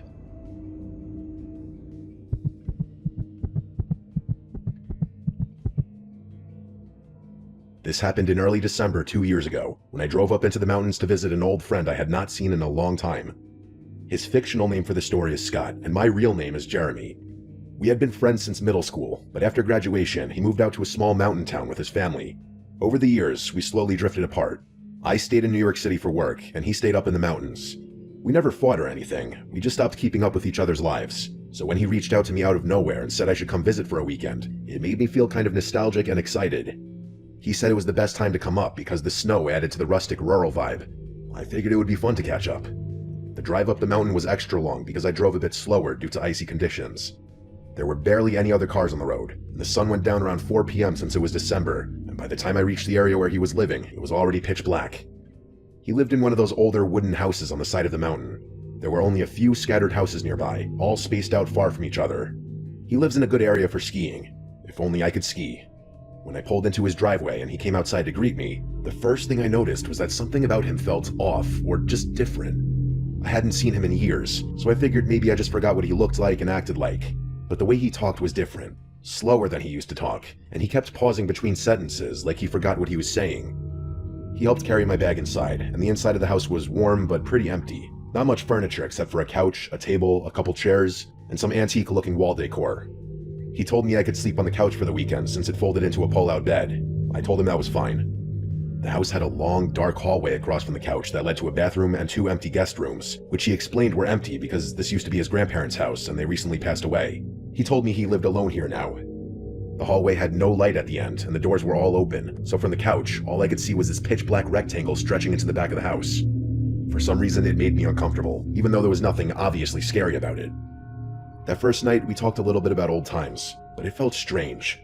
His general demeanor and mannerisms were more socially awkward now, but I chalked it up to the fact that living alone in the mountains for years could make anyone a bit weird. He barely made eye contact, and I did feel like he kept looking in the direction of the hallway. When it was time to sleep, he went upstairs to his bedroom, and I got the couch set up. I left a light near the hallway on because the dark made me nervous. I felt stupid about it, but the hallway really bothered me. I fell asleep, but at around 2 in the morning, I woke up to a thumping sound from upstairs. I quickly realized they were fast footsteps running across the floor above me. It sounded like someone sprinting from one end of the room to the other, then stopping and then sprinting again. The footsteps went on for about 20 seconds before just stopping completely.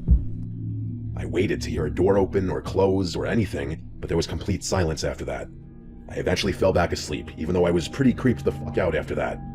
The second day was even weirder. Scott acted distracted the entire day, barely talking, barely eating, and whenever I asked if he was feeling okay, he would just nod without saying anything. I didn't understand why he was acting this way, being that he invited me here for the weekend for what I assumed was to catch up and rekindle our friendship. I also counted him going down that hallway at least 5 times throughout the day, and I never bothered to check what he was looking at. Since there was a bathroom at the end of the hall, I just presumed he was going in there, even though I never heard a flush.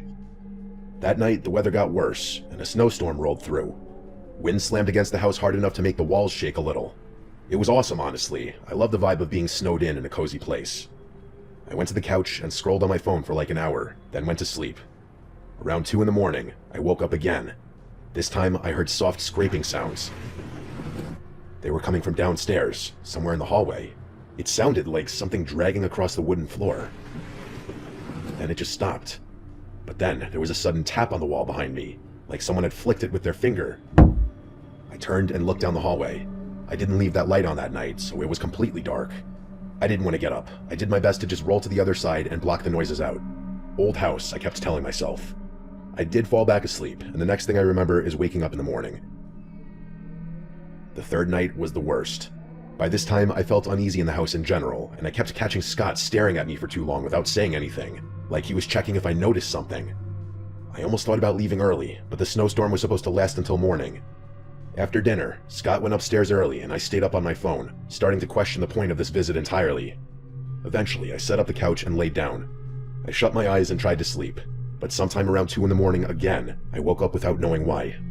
My eyes opened, but the rest of my body refused to move. I had heard of sleep paralysis before, but I had never experienced it.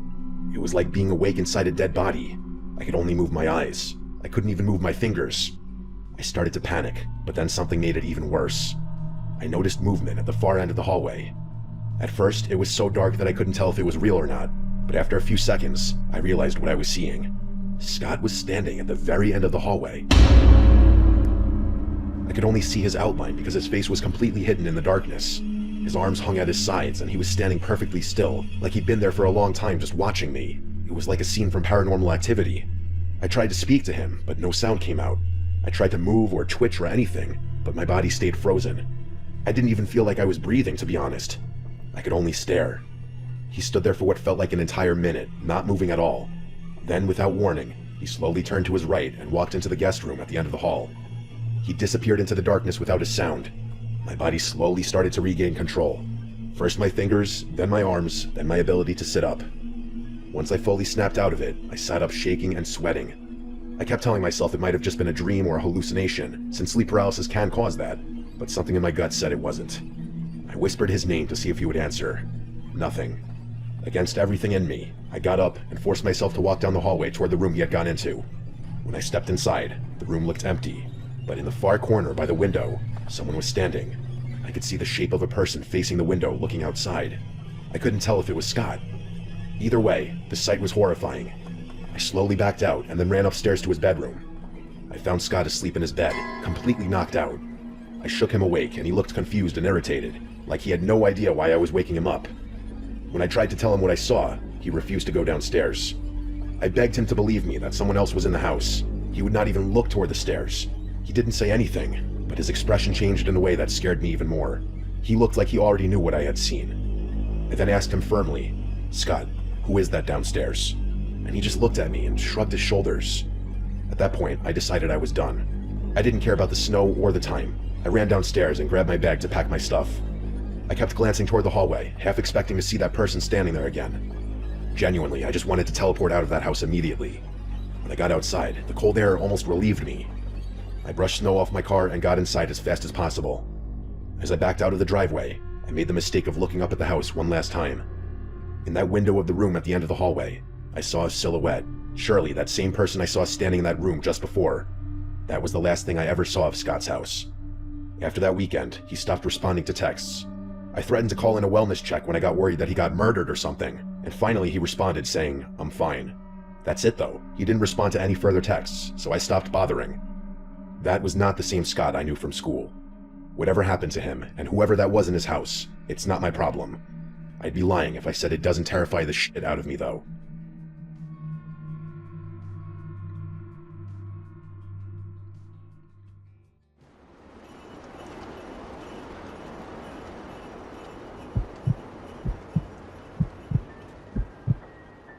My name is Gregory, and this happened last December when I was home alone in my house for a whole week. My girlfriend had gone to stay with her parents for the holidays, and I stayed behind because of work. I live in a quiet neighborhood in a small town in upstate New York. The houses are pretty spaced out, and most of the people on my block go away for Christmas, so I basically had the whole street to myself. At first, I liked the idea of the peace and quiet.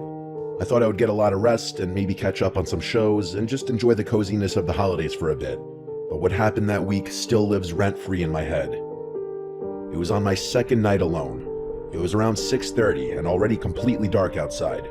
It had been snowing lightly all day, and there was a white layer on my yard and driveway. I was in the kitchen making a simple dinner, just pasta and chicken. Usually my girlfriend is the one to cook our meals. I'm not much of a chef. I turned on the TV in the background to make the house feel less empty, because as happy as I was to have the place to myself for a bit, I wasn't used to it being so empty and quiet in here. While I was eating at the table, I heard something unusual. It really took me a second to figure out what it was. It sounded like singing. I muted the TV and listened. The sound was definitely coming from outside. The singing got a little clearer, and I realized the person was singing Jingle Bells. At first I thought maybe some neighborhood kids were playing around outside, but the voice didn't sound like a kid. It sounded like a grown man. I got up and walked toward the front door because that seemed like the direction it was coming from. The closer I got, the louder it got. By the time I reached the door, it sounded like the singing was coming from right on my front stoop. I felt a weird feeling in my stomach, but at that moment, I still thought maybe it was just a caroler. I opened the door, and standing in the glow of my porch light was a man around 35 years old. He wore no hat, and his coat looked too thin for the weather. But the strangest thing was that he was completely focused on singing Jingle Bells, staring down at my welcome mat like he wasn't even aware I opened the door. I remember forcing a little smile because I didn't really know what else to do. I'd never gotten Christmas carolers before. But even still, I never heard of a grown man doing it solo. It's supposed to be a group thing from what I know. He didn't look dangerous, he actually just looked sort of confused or maybe slow. I even wondered if he was special needs or something because he didn't react to me being there. He just kept singing. When he finished the song, I expected him to say something, or at least leave. But he just took a breath and started singing Jingle Bells all over again from the beginning in the same slow off-key tone. But now, he was looking up at me, making direct eye contact. I felt my smile drop because it was just weird now. I stood there another minute, pretending to listen even though it felt uncomfortable. I kept thinking he would stop after the second run, but he didn't. He just looped the song. I checked my phone and realized almost 4 minutes had passed while he sang Jingle Bells over and over. Finally, I decided it was enough. I told him thank you in a polite tone, and I slowly closed the door. I thought that would send him on his way, but once the door was closed, I still heard the singing. It continued without even slowing down. I walked back to the table and sat down trying to ignore it, but the longer it went on, the harder it was to ignore. The man didn't seem normal, and it bothered me that he was still right outside my door singing the same song. I wondered if maybe he was special needs and someone was out there with him, like by the street or something, but I didn't see anyone else out there. It made the whole house feel uncomfortable, like someone weird was standing too close to my personal space. I kept eating, but I couldn't focus on the food. It went on for my entire dinner. Finally, after about 10 minutes straight, the singing stopped. The sudden silence actually made me jump because I had gotten used to the singing. I got up slowly and walked back to the front door window. When I looked outside, I expected to see the man gone, but he was still there. He had moved. Now he was standing at the end of my driveway. He was just facing my house, completely still. He was no longer singing. At least I couldn't hear anything from here. He was just standing there in the snow, staring at the door. Something about that felt worse than the singing. He looked like he was waiting. I opened the door a crack and told him he couldn't be here, that this was private property and he needed to leave. He didn't move at all. The whole thing was so unnatural. I finally told him that if he didn't leave, I would call the police. Then I shut the door again. I watched him for another minute from the window, but he didn't budge. I didn't want to actually call the cops because I thought maybe there was something mentally wrong with him and I didn't want to make things worse. So instead, I decided to just go upstairs, lock my bedroom door, and try to relax. I checked out the window upstairs before changing into bedclothes. The man was gone from the driveway. Thank God. I figured the threat worked. I got into bed, turned on a lamp, and started reading my book to wind down. Maybe 20 minutes went by when I heard something from behind the house. I knew instantly what it was, unfortunately. It was the same man singing Jingle Bells again, except now it was coming from my backyard. I jumped out of bed and went to the back window. When I looked down, not only was he directly in sight of my backyard, he was already looking up at my window. The man was in my backyard standing in the snow directly below my bedroom window. He was looking straight up at me while he sang. I slid open the window and yelled at him that I was calling the police. The singing stopped instantly. He stood there in total silence for about 3 seconds. Then, he suddenly burst into a full sprint toward the back door on the lower level. The second he was out of my view, I heard the most insane sound I've ever heard in my life. He started screaming at the top of his lungs, not like a normal scream. It sounded like a death metal singer, but even more insane and deranged. It echoed across the yard and through the entire house. Then came the banging. The back door shook violently as he kicked it, slammed into it, and probably tried ripping the doorknob off. I felt the vibrations from the impacts in my upstairs bedroom. I realized this guy wasn't just weird. He was trying to get inside. I grabbed my phone and called 911 right away. I begged them to hurry, telling them a man was trying to break in. I stayed on the line while holding a baseball bat with my other hand. I backed into my bedroom closet and shut myself in. The operator told me to stay hidden. I could still hear the screams and bangs from downstairs, and every second felt like he was going to break through. Then, just as suddenly as they started, the bangs stopped. Everything went silent except for my breathing. I didn't know if he left or if he got inside.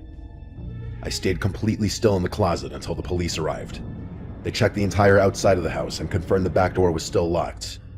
The operator said I could come out and meet them. When I stepped outside to greet them, I finally felt like I could breathe again. We walked around the backyard and saw deep footprints in the snow, showing exactly where he had stood while singing to me through the window, and where he had run up to the back door. The footprints then led off into the woods behind my property. The cops went to follow the trail a little bit, but came back because it apparently wasn't worth going deep into the woods at night. They acted like it wasn't a big deal. They told me people act strange all the time, and that as long as I kept my doors locked, I should be fine. They didn't seem very interested in finding him, and that bothered me a lot, but I was too shaken up to argue. After they left, the house felt horribly empty and cold. I kept every door and window locked and double-checked them over and over. At that point, I was over the alone time and just wanted my girlfriend back home. I went down to my parents' place for Christmas Eve and Christmas, thankfully. As far as that man, he never returned. At least, not that I know of.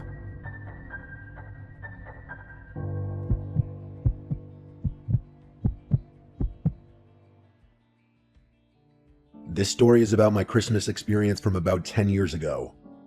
I was 6 years old, since my birthday was in November, and I had just finished celebrating. Now we were getting ready for the holiday. My birthday celebration happened on the same day as the famous Odell Beckham Jr. catch. I lived with Cowboys fans, but I was a Giants fan. I remember it being talked about for the rest of the night, and even during my birthday celebration. It was an eventful birthday week, and I'm surprised I remember all of this since I was only 6. I didn't understand football, but I understood that the catch was crazy, so I was just living in the moment and happy it was my birthday, like any other kid. For my birthday, I got tickets to the Mavs-Wizards NBA game on December 30th. I was a Cavaliers fan, but since we lived in DFU outside of Dallas, I knew a lot of Mavs fans, and I was a small fan myself, so I was grateful. It was going to be my first NBA game. Christmas Day was 5 days before, and I got a brand new Odell Beckham Jr. jersey and a Mavericks shirt and sweatshirt as I was becoming a sports fan. I had a great Christmas, but one of my Christmas gifts was another Mavs game, which was on December 27th against the Oklahoma City Thunder. I was so excited to go to both games. The day came and we went to the game. The Mavs won a close one, something like 112 to 105. It was crazy to see an event like that in an NBA arena for the first time. We left the game and drove home, which was maybe 45 minutes away from the American Airlines Center. The next couple of days were normal, but I was excited to go back to that amazing stadium and atmosphere. This time we went again. I didn't know it would be the last time I went for years. At the last game, we had nice seats, like 7 rows from the court and in the middle, but this time we were maybe row 20 and in a corner area, so the experience was different. The game was going well, and I was enjoying it. The Mavs were killing them by like 20 to 30 points at halftime. Since I was a child, I wanted to roam around and get food and go to the bathroom by myself, but I was with my parents and only 6 years old, so my parents and I walked to get some food. We waited in line for maybe 20 minutes. My dad went to another restaurant inside the arena to get different food, and I stayed with my brother who was waiting in line to pay. As we talked to the worker, I walked away to throw out some of the candy they bought me before the game. I walked to a trash can maybe 30 feet away. As I got there, this tall white man came up to me and asked, "Hey, are you lost?" I shook my head and didn't say anything. He said he didn't see my parents around and told me, "Let's go look," as he grabbed my hand and walked with me. I was just a kid, so I walked with him. He took me toward the nosebleeds and said we were going to the intercom so they could announce my name and find my parents. I said okay and kept walking. We got to the top and we waited for about 10 minutes. He waited until the coast was clear and then tried pushing me towards the emergency stairs or elevator. I don't remember exactly, but I do remember there was no one around. Then I remembered stranger danger, and the guilt and fear started sinking in. I realized I shouldn't go with this man. He didn't have any credentials. When he let go of my hand to go check his phone, I ran all the way back to the stands. As I ran, I saw him standing there with a small grin on his face. I couldn't find my parents, but I didn't care. I just wanted to be somewhere safe. I found my brother, who hadn't told my parents he lost me because he didn't want to get in trouble. He asked if I was okay, and I said yes, choosing not to say anything. The game ended and the Mavs won, but I didn't care. I just wanted to go home. As we exited, I was quiet. When we got in the car, I was also quiet. My parents seemed confused that I didn't seem energetic, but I told them I was tired. As we drove home, I almost fell asleep, but then a loud honk screeched behind us. It was so loud I almost screamed. I turned around, and there he was, the same man driving a truck with maybe 3 other men inside. I couldn't tell who they were, just silhouettes. My parents yelled at them from our car when they pulled up next to us, but the men just stared. I wanted to say something so badly, but for some reason I didn't. When we got home, I went right to sleep and passed out fast. In the middle of the night, I woke up with chills. I noticed a light flashing at my window. I looked out, expecting something innocent, Santa Claus or something, but instead saw that man standing out there, shining a flashlight into my bedroom window. I screamed and ran to my parents' room, telling them someone was at my window as if it were a first-story window. They rushed outside and searched for maybe 20 minutes. They didn't find anything, and since I was a kid, they didn't believe me. They said it must have been a shadow from a car, but I know what I saw. On New Year's Eve, a couple days later, we were staying up until midnight to watch the ball drop. We were about 5 or 6 minutes away from midnight when the doorbell rang. My parents answered it. I didn't pay attention until I heard the man's voice, and I was 100% sure it was him. I told my parents, but they didn't believe me. I told them at the game he brought me to the high level, and I ran away and escaped, but they still didn't believe me. They said it was just a man handing out lost dog flyers for his cousin's dog. The night went on, and I was fine, but then a year later, on New Year's Eve, there was a knock at my bedroom window. Keep in mind, I had forgotten about the situation. I got up and looked, and there was a piece of paper on the window that said, "This New Year, you'll meet me again." I gave my parents the note, and they filed a report, but they never heard anything back. Every couple of years, I get terrified of New Year's Eve, thinking that man will come back. I told my parents I never want to go back to an NBA game, saying it wasn't my thing. But now I'm 16, and it scares me that the man knows where I live. I'm considering going to the Cavs vs. Mavs game on January 2nd or 3rd, which would be my first game since then, but I'm not sure. This experience scared me away from basketball and made me always close my curtains.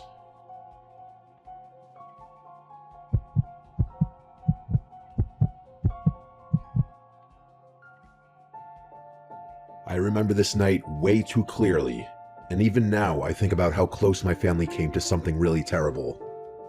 It was early December, and we decided to drive up north into the mountains to cut down a real Christmas tree. It was something my wife Marianne and I always wanted to do, and our 7-year-old son Andrew was excited about it too. The weather was cold and cloudy, and the sky had that heavy look where it feels like snow is always about to fall again. To us, that added to the Christmas vibe. The whole ride up the winding roads made me feel like a kid again. It was a while since I'd done something this unique and in the Christmas spirit, and having Andrew so excited about it just brought me back to my youth. When we finally reached the remote area Marianne found online, there were no other cars around in the parking area. There were a bunch of light posts scattered around, so we weren't in pitch black darkness if you were wondering. That's why we picked the place. Still, we did bring flashlights. We parked by a small, unmarked path that led deeper into the trees. There was a lot of snow on the ground still from the snowfall we got a few days earlier, and up this high, the snow took even longer to melt. Andrew jumped out of the car right away and started throwing snowballs at us, so I started throwing them back. We were here to have fun, so of course I was going to try to make it as memorable as possible for Andrew. I grabbed our flashlights and the axe that I planned to use to chop down a tree. We walked up the narrow path with snow crunching under our boots. Andrew kept running ahead, stopping to point at trees he thought might be perfect. The deeper we went, the more the road behind us disappeared, and the only light came from the faint moon glowing behind the thick clouds. It was so quiet that I even asked Marianne and Andrew to stop for a second, just to really take it in. There was not a single sound, maybe a light breeze, that was it. To be honest, if I had been there alone, I'd have been slightly creeped out just off the silence and darkness alone. As we walked deeper onto the trail, we had to utilize the flashlights we brought, all 3 of us. Andrew was having a lot of fun with the flashlight, until the light from the parking lot was no longer visible, and it was now basically total darkness outside of the flashlights. He started to get a little nervous evidently, because he asked how far we were going to go, and he made a comment on the darkness. I kept feeling like someone was watching us, or like something was walking behind us, but every time I turned around, there was nothing but the empty snowpath. About 10 minutes in, we finally found a spot where the trees were tall and full. Andrew ran around them in circles, looking for the best one. Marianne stayed closer to me, and whispered that she wanted to pick a tree fast because she had a weird feeling too. I got exactly what she meant. This was a lot creepier than I had imagined. Right then, I heard soft crunching behind us. It wasn't any of us, nor was it an animal. It sounded like boots crunching the snow, but very slowly, sneaking-like. When I turned around, I saw a man in dark clothes, standing about 20 feet back on the path. He wasn't dressed for the weather. His hands were bare and red from the cold. His jacket looked more like a windbreaker. His face looked pale and stiff, like he'd been out in the cold for way too long. Marianne grabbed Andrew's arm to pull him closer. When the man noticed we were looking at him, he suddenly smiled in an off-putting way and stepped closer. He asked if we were looking for a Christmas tree. His voice breaking the already unsettling silence was uncomfortable. His voice was deep and kind of soft. Before I could say anything, Andrew answered yes, excited again, and I felt a jolt of panic because I didn't want this man knowing anything about us. Marianne quickly told him no, that we were just walking. The man stepped closer again, and the way he moved made every hair on my arm stand up. He told us not to worry because he wasn't a park ranger. He said it like he could tell exactly why we lied, because admittedly, what we were doing was super illegal. I didn't want to talk to him at all. Something was wrong with him. He looked hungry or desperate or like he hadn't slept in days. I guess, for lack of a better word, he looked homeless. I told Marianne we should head back to the car, and she nodded, gripping Andrew's jacket. When we started walking past the man, he stood by, smiling and watching, giving slight nods as if to say goodbye as we walked. Andrew kept turning around, asking if the man was following, and we told him to stay facing forward. Every time I looked back, the man was a little bit closer than before, even though I didn't hear him speed up. I whispered to Marianne that when we reached the main road, we had to run to the car. She held Andrew's hand tighter and nodded without looking back. The man's steps stayed behind us the whole time, dragging a little like his boots were too big or too heavy. Once we got close enough to see the gap in the trees where the car was parked, I told them to go. Marianne lifted Andrew and ran as fast as she could. The only reason I felt even remotely safe was because of the axe in my hand, but I'm not a violent person and I've never had to resort to violence in my entire life. I turned around to block the path behind us for even just a second. The man had stopped walking and was just staring at me, and he put his hands up halfway, still smiling, and then he said, "I mean no harm. Why don't you get back to your truck now?" And I felt my heart skip a beat as he said this. He said truck, like he knew we came in a pickup truck. I replied back simply that we don't want any trouble. Then I turned and started hurrying back down to the lot. But halfway there, Marianne screamed my name, sounding panicked. Oh no, I thought. When I got to the truck, she showed me that both right side tires were punctured. I didn't have time to examine it for long to realize it was him. I told Marianne to call 911 immediately, but she struggled to find service at first. She walked around the snowy lot for a bit until there was reception. She never strayed too far away. I had Andrew wait in the truck, who was now clearly concerned as he watched Marianne and I freaking out. He was old enough to know something bad was happening. Marianne seemed to be having a hard time on the phone, so I took it and explained our location and that we felt threatened by a random man in the woods who may have potentially been responsible for the tires.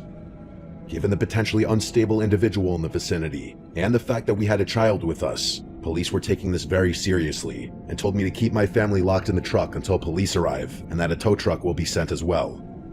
I was instructed to keep the operator on the line while we waited, but eventually the line started getting choppy, cutting out at moments because of the poor reception.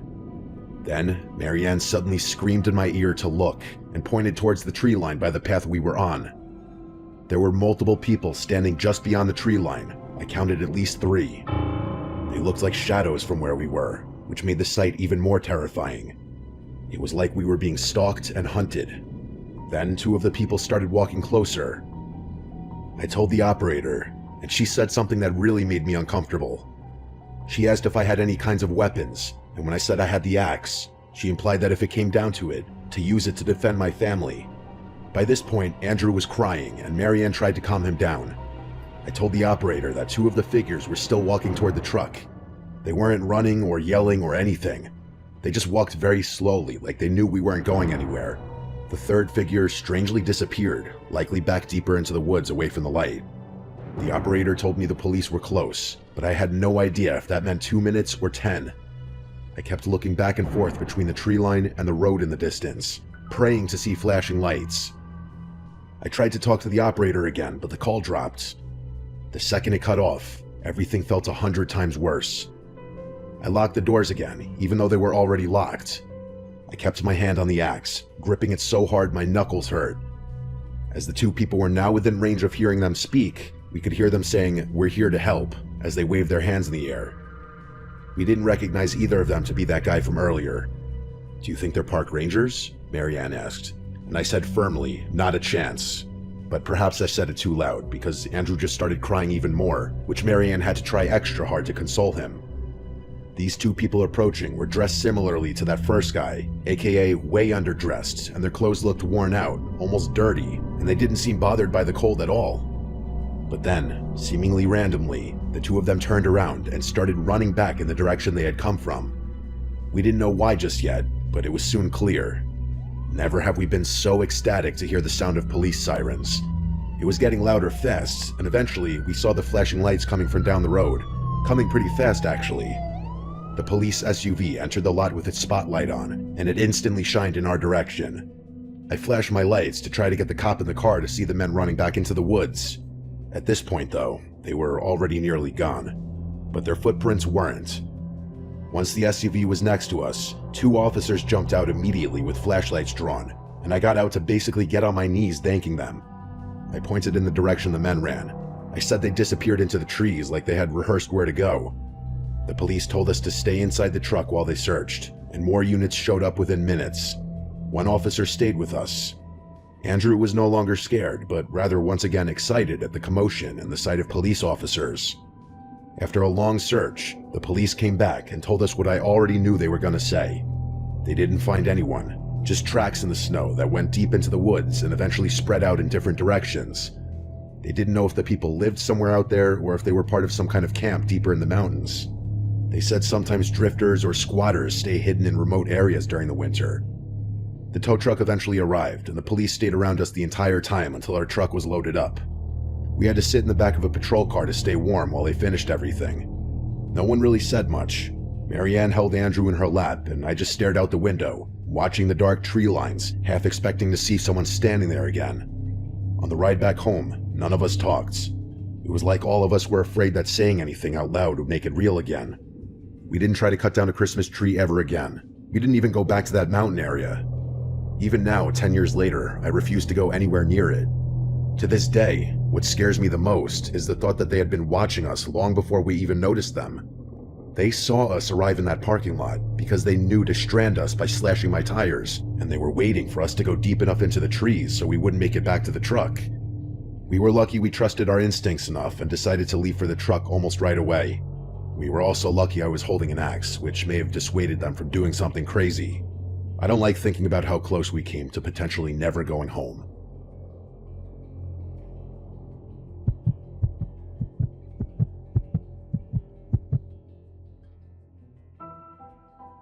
I still think about this one night from when I was 9 years old. It was a few days before Christmas. My parents both had things to do that night, and since I was almost 9, they felt okay leaving me home for a little bit. My mom had to run to the grocery store to get some stuff for Christmas dinner, and my dad was working late like he usually did in December. I was sitting on the couch watching a Christmas movie probably, and eating cookies by the fireplace and tree. Outside, it was already dark, even though it was still relatively early, and I remember the Christmas lights flashing on the houses across the street. It was normal, until the doorbell rang. The only reason this made me stop and look was because it was rather late and random for someone to ring the bell, and my mom always told me never to answer the door when I was alone. My parents never ring the bell, obviously, since they have keys. I got up and walked to the door anyway because I wanted to look through the peephole. When I put my eye up to it, I saw there was a man standing on the porch wearing a Santa Claus suit. It was the full thing, too. The red coat, the hat, the beard, everything. But he didn't look like a normal, friendly Santa. He wasn't holding anything besides what looked like a clipboard, and he was standing way too close to the door like he was waiting for me to unlock it. I didn't know what to say at first, so I just kind of whispered, "Who is it?" The man moved his head a little closer to the door like he was trying to see through the peephole or hear me better, and in that moment, he figured out right away that I was a kid. He did, I guess, what was his best Santa impression, as he said he was Santa and that he had gifts for me, and that I should open the door. At 9 years old, I wasn't stupid, and I didn't believe in Santa anymore. My parents taught me about strangers. I told them to go away and that I didn't need anything, and I tried to sound brave, but my voice cracked. The man went silent for a second, and then he asked me if I was home alone. As soon as he said that, I knew to walk away. I instantly felt stupid for even letting him know I was home. I didn't answer him. I stepped back from the door and walked fast to the living room because I suddenly felt too scared to stand near it. I sat on the couch and grabbed a pillow and stared at the TV like acting normal would make the fear go away. But then I heard the doorknob twist. He was testing if the door was locked.